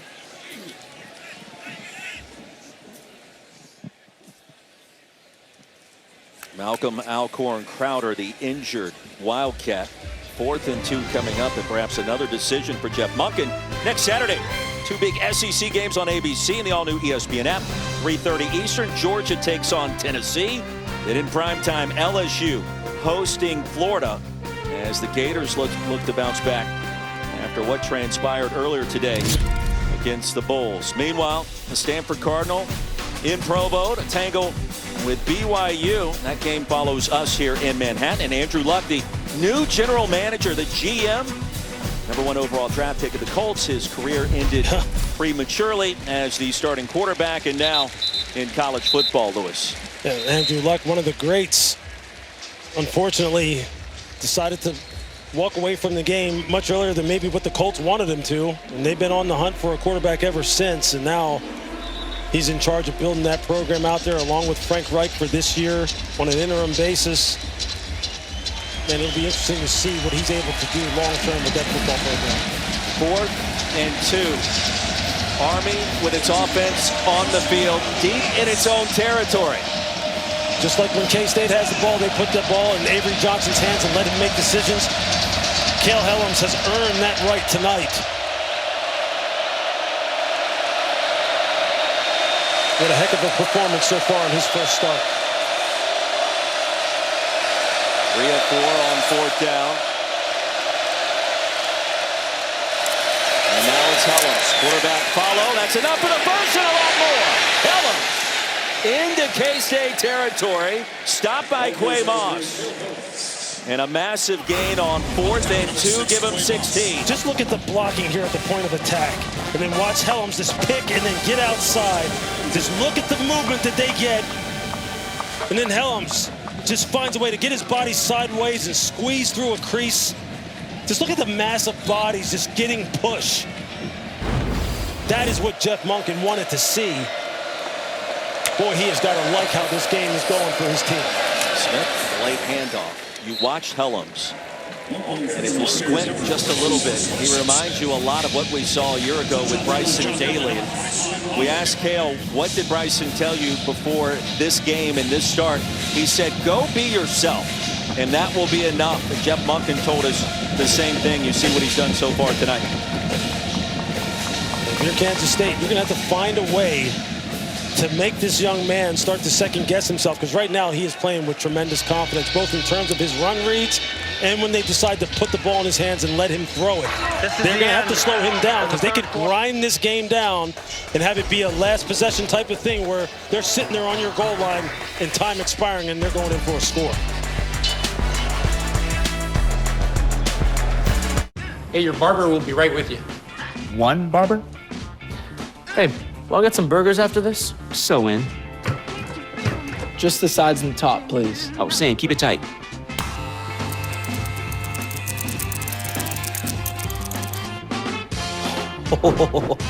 Dude, yours looks great. That's what I'm talking about. Fresh. Now I'm kind of feeling chicken.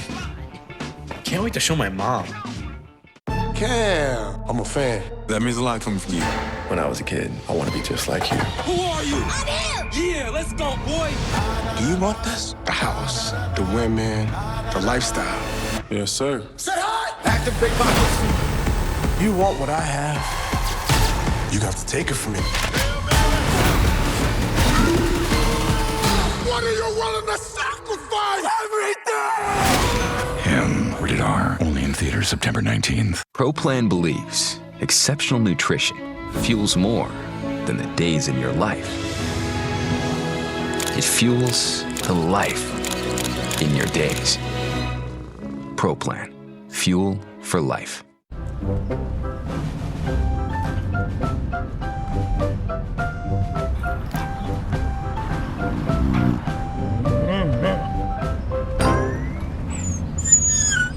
A large touchscreen keeps everyone happy. The Subaru Crosstrek. Dog tested, dog approved. Get 1.9% APR financing for 63 months on select new Subaru Crosstrek models for a limited time. Available to stream on the all-new ESPN app. Coach Kleiman, what will be important for your defense to remember in this final quarter? Well, we had a 17-play drive. We're trying to make adjustments, and we get a 100-yard kick return. That's an awesome thing, but then we had to go right back out, so we didn't get a chance to make those adjustments. We've got to keep guys fresh. We got to find a way. We know this is going to be a 4-down game, so they're going to go for it a lot on fourth. Somewhere along the line, we got to make a stop. I appreciate it. Good luck. Thanks. Chris, thank you. On second down to start our fourth quarter, Noah Short get what he can. Kansas State territory. It'll be third down. Wesley Fair tripped him up at the last minute. Knowing that this is 4-down territory, this is where this game becomes a grind both mentally and physically. 17-play drives in a football game are just gutting. I mean, you are spent mentally and emotionally and physically. And as Coach said, hey, your kick return team takes one to the house and you're right back out there on the field. Now they've got 2 downs here. They know it's a 4-down game, as he said. They've got to just bear down and figure out a way to get a stop. Helms hasn't thrown a pass in the second half. That continues. Quarterback draw. First down, Army. And across the 40-yard line, Cale Helms growing up right before our eyes tonight. A great block from Carson Smith. They have respected his ability to pass. Let's watch the linebackers bail when he takes the pass drop. They're bailing like they would on a normal drop-back offense, and that's simply because he has shown the ability. The credible threat for him to throw the football is there. He never had really any intention of throwing that football. He just wanted him to back off so then he could go ahead and find the crease and pick up the first down. The drive continues on 3rd and 6, a 9-yard gain. Our set again for the Black Knights. Off the toss sweep, Carson Smith again. Well, last week it was Hayden Reed. This week it's been more of Carson Smith, stuffed by Stumblebean that time. Kansas State, you see Stumblebean there on your screen, just running that play down inside out. Just trying to muster up the strength to get off this field and get a stop, knowing that it's a 4-down game. Now, the way that plays on your mind is something that's exhausting as well, knowing that on 3rd down, typically you get off the field, not with this team. And as a defensive player, it starts to wear on you. To the edge, Noah Short, another first down for the Black Knights. Stays in bounds to the 16. Well, Smith again, an outstanding block to spring number 15 for Army. Just all the different ways that they can get on the perimeter here with a little jet sweep type of action, and you just see Samari Howard out on the perimeter blocking. Brian Dyer blocking out on the perimeter, number 80. And then there goes Noah Short. It's all the different looks, all the different motions, the formations. Army just mixing it up. Short now with 61 yards on the ground. Helms over 100 yards on the evening. On first down. For 29 for the Black Knights. Going to gain a couple. Going deeper into that depth chart. In the backfield, Stumblebean again, a tackle. A And short back on the field, and now Army Lewis with nearly 200 yards rushing this evening. And this is what they do. They had 280 yards on the ground last week, 400 yards of total offense. They just keep grinding and grinding with that time of possession, racking up the yardage. Helms throws it, short catches it. Modest gain, just crossed the 15, and let's see where they've spotted. They have lost a yard or two.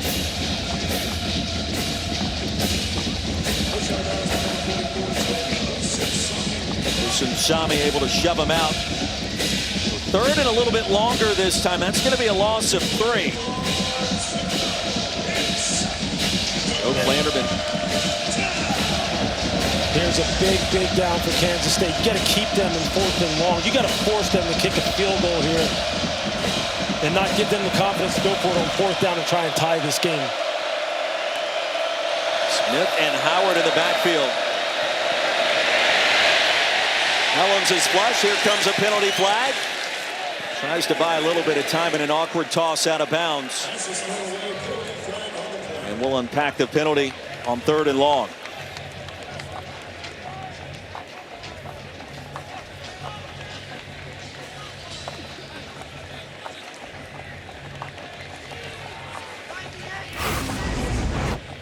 I think you're going to see running back Carson Smith right here. Holding. Offense, number 71. That penalty is declined. 4th down. Well, they got the guard, Generelli, but you see Carson Smith, he's holding as well.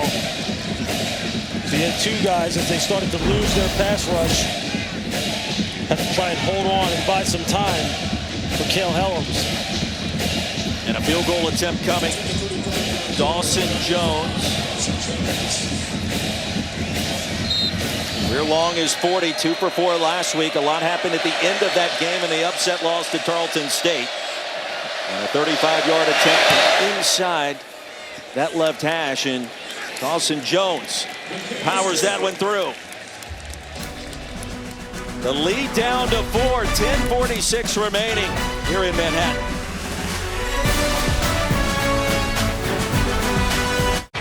This game gives us everything. Triumph, heartbreak, hope. Because no matter what the rankings say, you got a chance come Saturday. Because the Buckeyes are back, but they ain't alone. Because the transfer portal shakes it all up. Because we get drama in the SEC, ACC, Big 10, Big 12, and Sun Belt coming through. College football gives us everything. Because college football is everything. Nice catch. Rated E for everyone.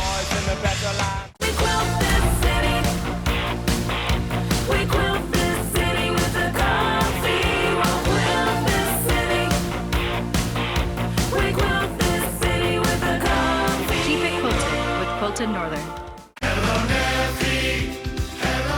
Say hello to needle-free Neffy, the only epinephrine nasal spray for emergency treatment of allergic reactions, including anaphylaxis. Use at first signs of allergic reaction. Ask your doctor how to use Neffy. Certain medical conditions may worsen. Tell your doctor about nasal, heart, or other medical conditions. High blood pressure, if you're pregnant or breastfeeding, and all medications. Side effects include nasal discomfort, headache, runny nose, shakiness, and throat irritation. Say hello to your doctor and ask about needle-free Neffy.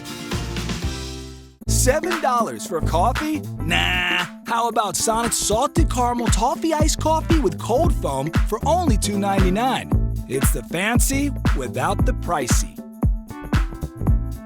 If you want to live free. Alive on Q3 learnings. Welcome back to what should be a thrilling second half.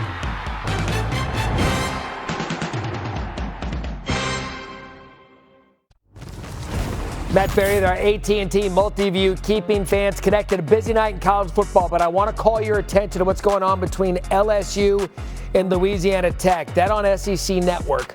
10-0 late third quarter.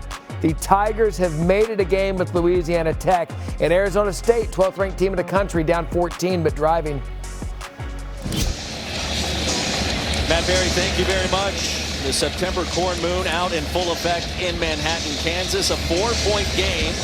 Black Knights trailing K-State, in crunch time has arrived in our fourth quarter. Lewis Riddick, Roy Philpott, Chris Budd, And Army has been a different team since the first quarter. Squid kick, that's right off the up back, and the Black Knights are on top of it.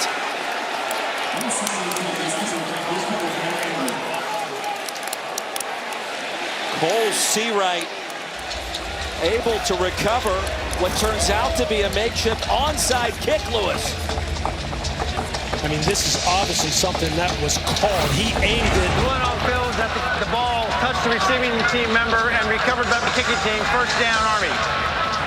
You see, that was a designed attempt at kicking the ball right into the front line dropper.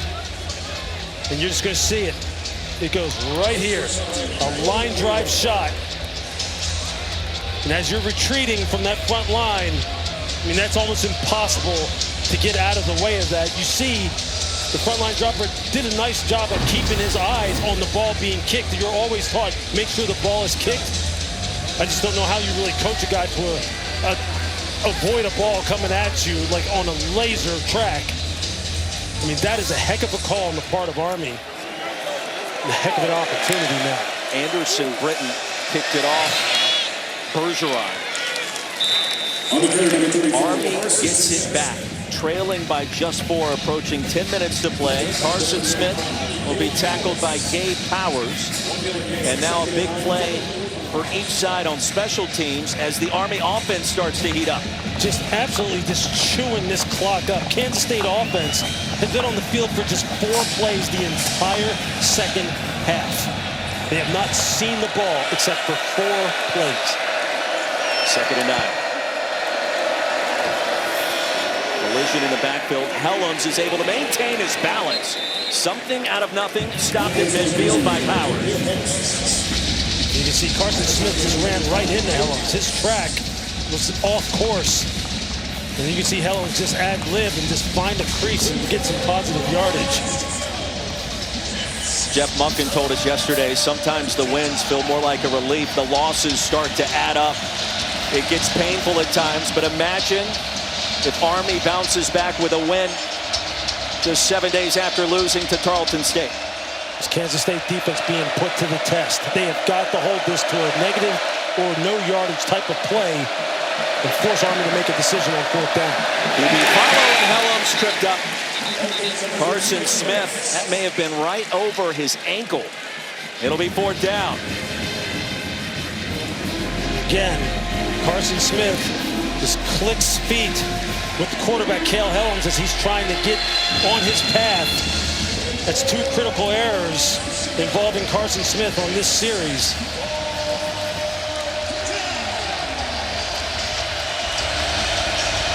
Four of 5 on 4th, and the crowd becomes a factor. Maybe the biggest 4th down of the game.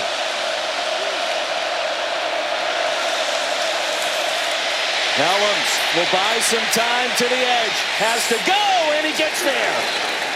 Was walloped at the 45. Justice Clemens drifted backwards after contact, and that'll move the chains. One-on-one against Kansas State's best defender, Austin Romaine, and Cale Helms makes a miss, gets out on the edge, able to pick up the 1st down. Austin Romaine comes through scot-free. It's just a one-on-one situation. Everyone was covered downfield. Helms had nowhere to go with the football and just makes something out of it on his own individual effort. And now here we go again. A new fresh set of downs. The clock keeps ticking, and Kansas State's defense remains on the field. Riggs Bartosh on the field again. The option play and the pick. Quality gain on 1st down to David Clark. First time we've called his name tonight. You can feel a little swagger, some mojo on the side of the Black Knights on this drive. Everything starting to work out quite nicely with a triple option attack.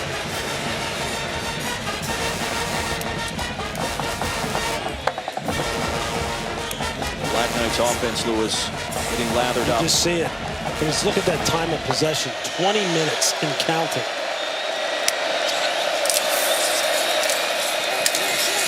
Work again.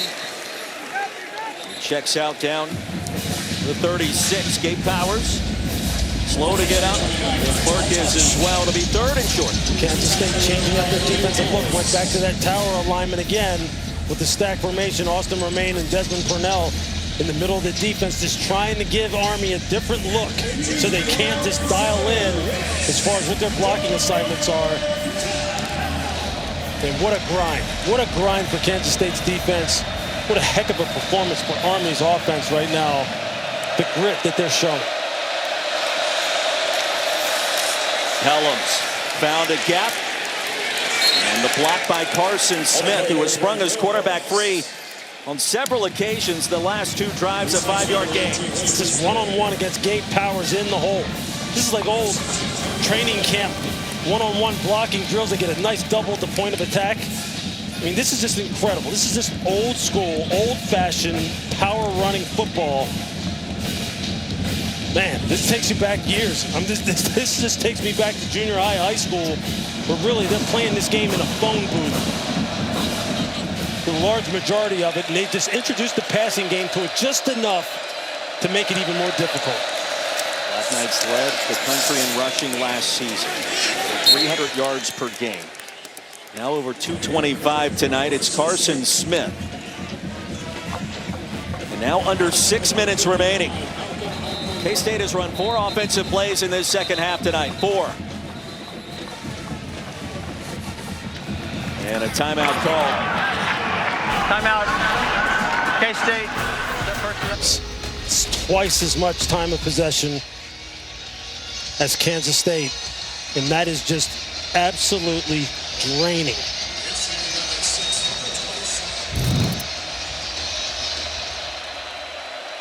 Nothing but nail biters for these 2 teams to start 2025.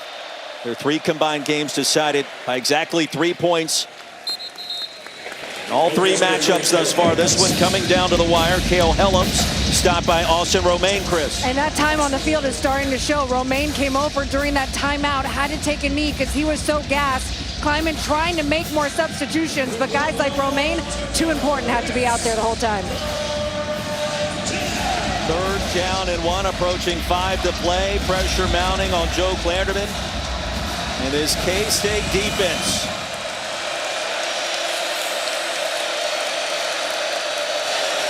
Helms faking double pass for a minute near the line of scrimmage. Purnell stood him up. And let's see. That is a heck of a job by Romaine and Purnell together. You see Austin Romaine attack the line of scrimmage and take out the blocker, and Purnell just cleans it up. Again, this is kind of a form of that tower formation that they talked about when Desmond Purnell's just the hitter. Lewis, he needed less than a yard, right at a yard. It is very close. Well, we're very excited about this. The all-new ESPN app is the best way to watch sports. All of ESPN, all in one place. With live games, live stats, plus you can track your fantasy teams and personalize with your favorite leagues, teams, and players. You see Coach Chris Kleiman just trying to change up the looks over and over.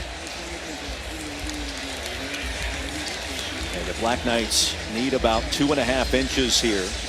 Army 5 for 6 on 4th down so far. It'll be interesting to see what kind of formation they go to here, because you know they're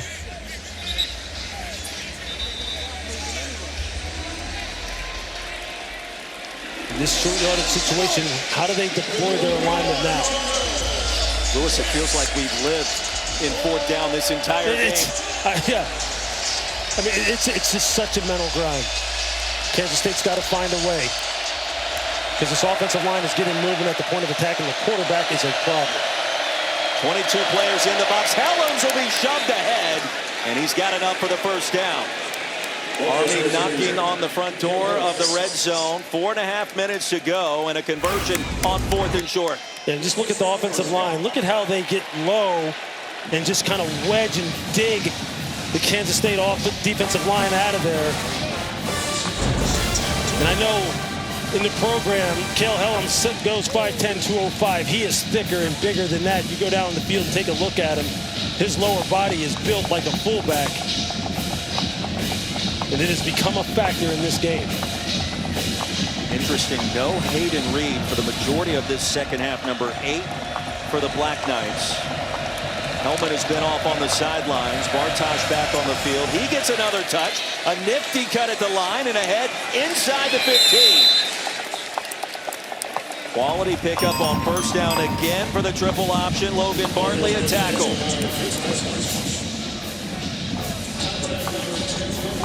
Defense is just gassed. They just can't get off blocks that time. It was Cody Stufflebean at the point of attack. Had his guy stood up, but just didn't have the energy to get off the block and make a tackle. And that's how you pick up 5 yards, 6 yards, and now you're sitting here at 2nd and 4. The time of possession just keeps adding up. 2nd and 4. K-State just 2 timeouts remaining. With 3 minutes to go, Hellum's tripped up at the line. He falls forward. And perhaps picked up a yard. Desmond Purnell has been more active on this drive. It'll be 3rd down. K-State called their 2nd timeout of the half. 1 timeout remaining for K-State. 2:56 to go as we step aside.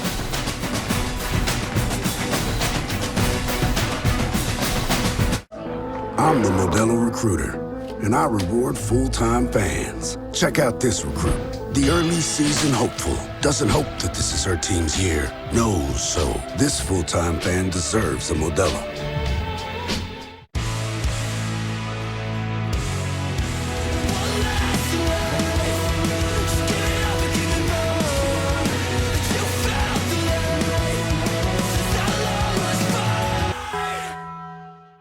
Get the new bundle for all of ESPN's Monday Night Football, NFL Primetime, and more. And with NFL Plus Premium, get NFL Network, including 7 exclusive live games, NFL Red Zone, and full game replays. Unlock it all with the ESPN and NFL Plus Meets. Let's kick it off.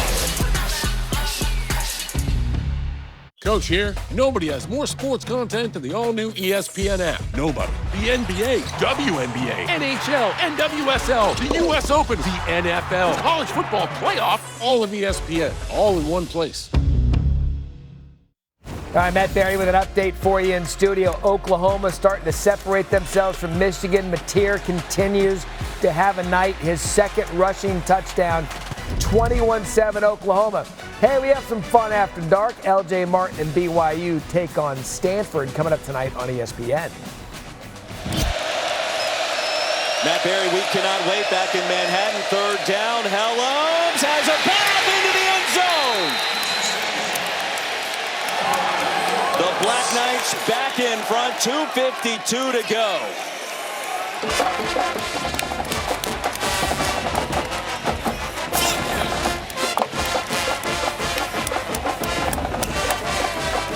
Took nearly 8 minutes to go 56 yards, and maybe for Jeff Monk and his team scored too quickly. Exactly, but you know what?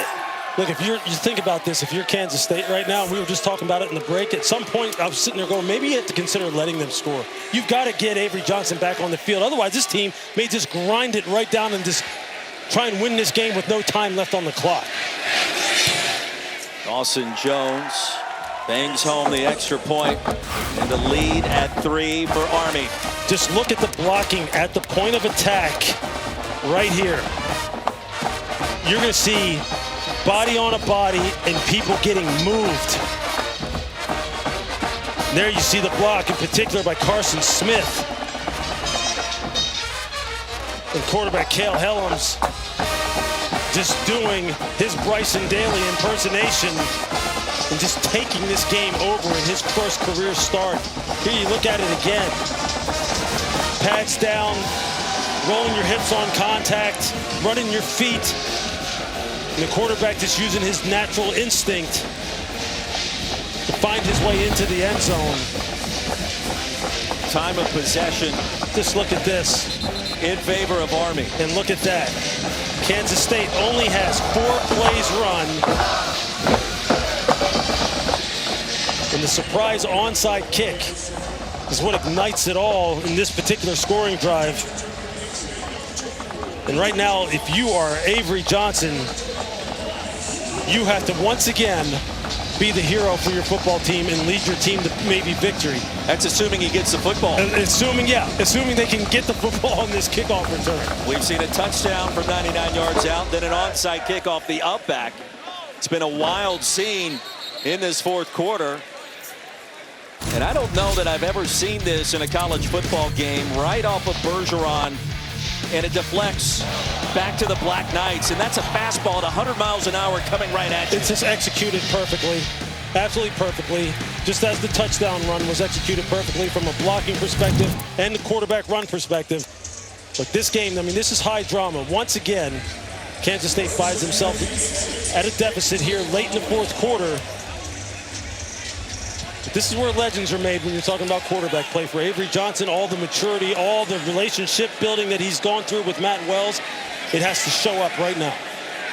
K-State not at 100% on offense to start this drive. Avery Johnson play 5 of the second half. And the comeback is there to Jerron Tibbs. Chris, what's the latest? As you said, they're down a wide receiver. Jerron Bradley has not played since that touchdown catch that was called back in the first quarter. He is out here in street clothes and a wrap around his left hand. Tibbs picks up 9, second and short. Johnson with time. Tibbs again, the Purdue transfer to the 39. And that's enough for a first down. The tackle by Endon Thomas. And here comes K-State. Army playing that bend but don't break, too high scheme, soft zone scheme, trying to keep everything in front. Avery just taking what they're giving him. On first down, this time he goes deep. Thomas around, the ball pops out. Wasn't a completed pass. Army jumps on top of it. And the ruling initially, it is incomplete. Justin Weaver jumped on the pigskin just in case. That's going to be an interesting one. Colin Madison times it up perfectly. You can see down the field is an incomplete pass. He completes the catch, 1 foot down, 2 feet down. Has an opportunity to maybe make a football move. That looks like a catch and a fumble to me. That looks like a catch and a fumble. And a great play. The previous play of an Colin incomplete Madison. pass is under further review. Colin Madison, an Oklahoma native. His dad was actually born in Fort Riley. Today is the Fort Riley game at K-State. His grandmother was a huge K-State fan, and this is just dislodging the football. I mean, that is textbook. In that kind of situation, your instinct is to absolutely try and blow the wide receiver up. You don't want to risk getting called for any kind of targeting or personal foul. And he just goes low and puts his shoulder right smack on the football. That is a perfect safety play. Perfect. We bring in our rules analyst, Jerry McGinn. Jerry, what did you see? Lewis, you and I are on the same page. I see a reception and a fumble recovered by the defense. 1st and 10 for Army. I think they're going to... That is the play of the game for Army right there. That is as big time a play as you can possibly make. You dislodge the ball. Do not get called for any kind of personal foul or illegal hit to the head or any kind of targeting. It's a hell of a throw. An absolute laser from Avery Johnson to Jerron Tibbs, but an even better defensive play. You see the receiver grab the ball. He has possession of the ball. He turns. And it's a great hit by the defense, as you described. He doesn't go high. He goes right for the ball. It's a textbook play on defense. I believe they're going to go with the Army's ball. What a play this would be. That throw, that's big time. I mean, give Avery Johnson credit. That is big time. He was trying to do what we had talked about, being the hero. But I mean, what can you say? Colin Madison, Casey Larkin, number 20, the 2 safeties for Army, they played their hearts out in this football game. And Madison may have just made the play of the season for them so far.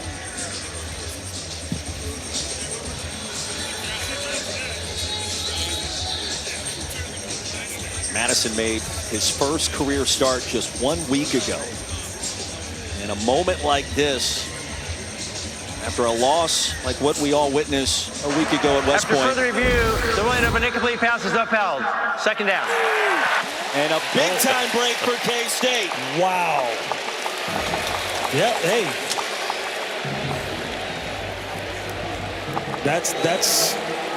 That's an interesting one. I thought that may have been the play of the game. Kansas State gets new life. Continues on their march. And you can see Jeff Monken just letting the officials have it. Clock operator, please set the game clock to 2 minutes and 9 seconds, please. Still plenty of time.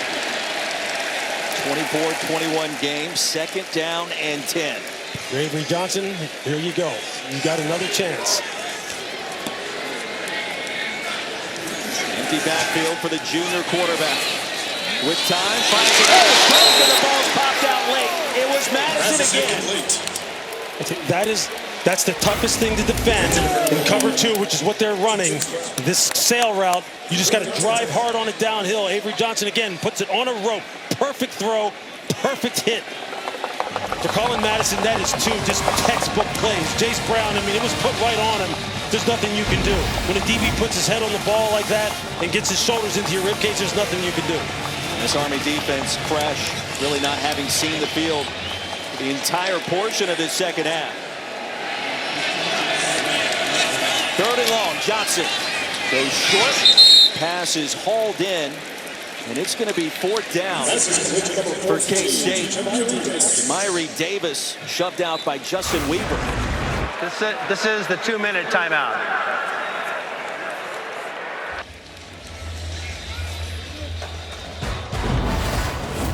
Clean grab, 2-minute timeout. 4th and 5 for K-State after this.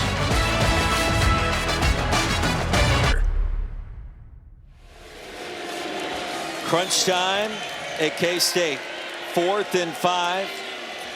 The Wildcats trailing Army by 3. Avery Johnson, the junior quarterback. Mathematics get really interesting without a conversion here. K-State has to have it. Time for Johnson. Delivers a strike, and the pass caught near midfield. That's enough to move the sticks. Teron Tibbs on the comeback. And it's just a pinpoint throw against tight coverage. Gain of 7 on 4th and 5. Now in plus territory. Field goal ties it, forces overtime. A touchdown could win it. Pressure by Andon Thomas. It's 2nd and 10. Now you see defensive coordinator Nate Woody trying to bring some pressure, knowing that he just can't let Avery Johnson sit back there, trying to play some zone behind it and not get caught in a zero blitz situation like he did in the first half. Just a bunch of cat and mouse. How can you get pressure on this quarterback while not exposing my corners? Comeback Cats are used to this. We saw it last year in week 2, game 2 for K-State last week. Now for Johnson, perhaps too much time. Sails it incomplete. Heavy pressure, Madison involved again. He has been everywhere on this drive for the Army defense. And just playing so physical at the catch point. Just going over the top of the back of the receiver and dislodging the football. Just 1 timeout remaining for K-State. They've got to have points on this drive. Team that was one of the projected favorites in the Big 12 already with 1 loss this season. Into the hands of Iowa State, a close win, a comeback victory last week over North Dakota. Intercepted! And the Black Knights, Colin Madison!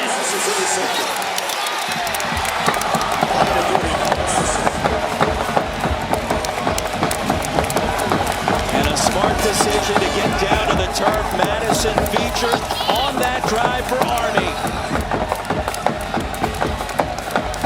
What more can you say about Colin Madison? Maybe the football series of plays of his life. Big play after big play after big play. Just watching right here, starting from a high alignment, walking down in the coverage, keeping his eye on the quarterback, breaking on the football, and then having the ability with one hand to snag that ball out of the air. Pressure coming up the middle on Avery. Defensive line getting their hands up, forces an errant throw. He's not able to get the ball to the place that he wants to. Trying to get it over the defensive line, and Colin Madison. That is how you play safety right there. That's how you play it. You hunt in the back end. You make clean hits. You can test footballs on the catch point, at the catch point, and you come up with interceptions. Mathematically, Army in position to secure the upset. And Madison, we mentioned it moments ago. His grandmother, a huge K-State fan. He grew up in Oklahoma. His dad was born just 30 minutes away in Fort Riley. And to come here and do that. Amazing. Well, that is, like, no kidding, that is high-level safety play right there that he just showed you. As far as how you play safety in the deep part of the field.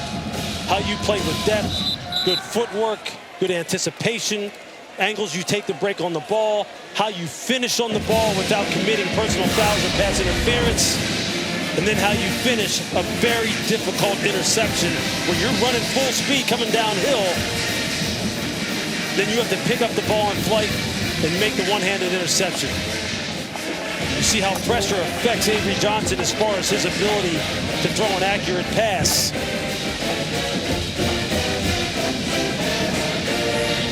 Colin Madison will get all the credit. The pass rush is what made that play happen because of the errant throw that it forced Avery Johnson into.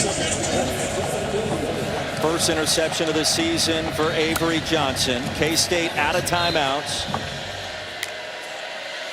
And Hellam simply retreats, chew up as much clock as possible.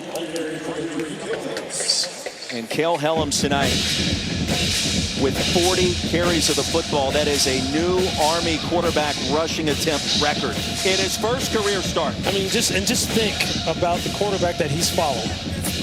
One of the greatest rushing quarterbacks in terms of touchdowns scored in the history of the FBS, in Bryson Daly.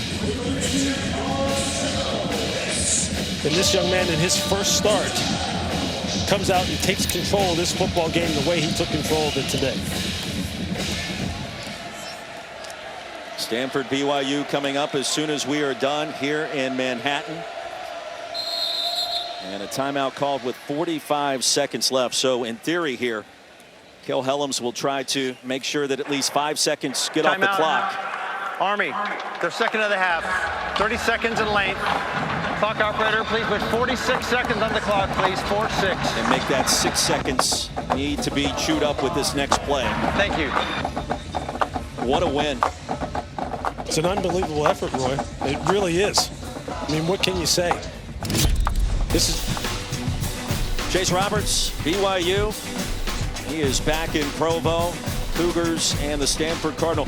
You want to tune into that game because Bear Bachmeier, the new starting quarterback for BYU, wears number 47. It's just fun to watch somebody wearing that number throw the football down the field, and perhaps he'll throw it to his brother Tiger Bachmeier.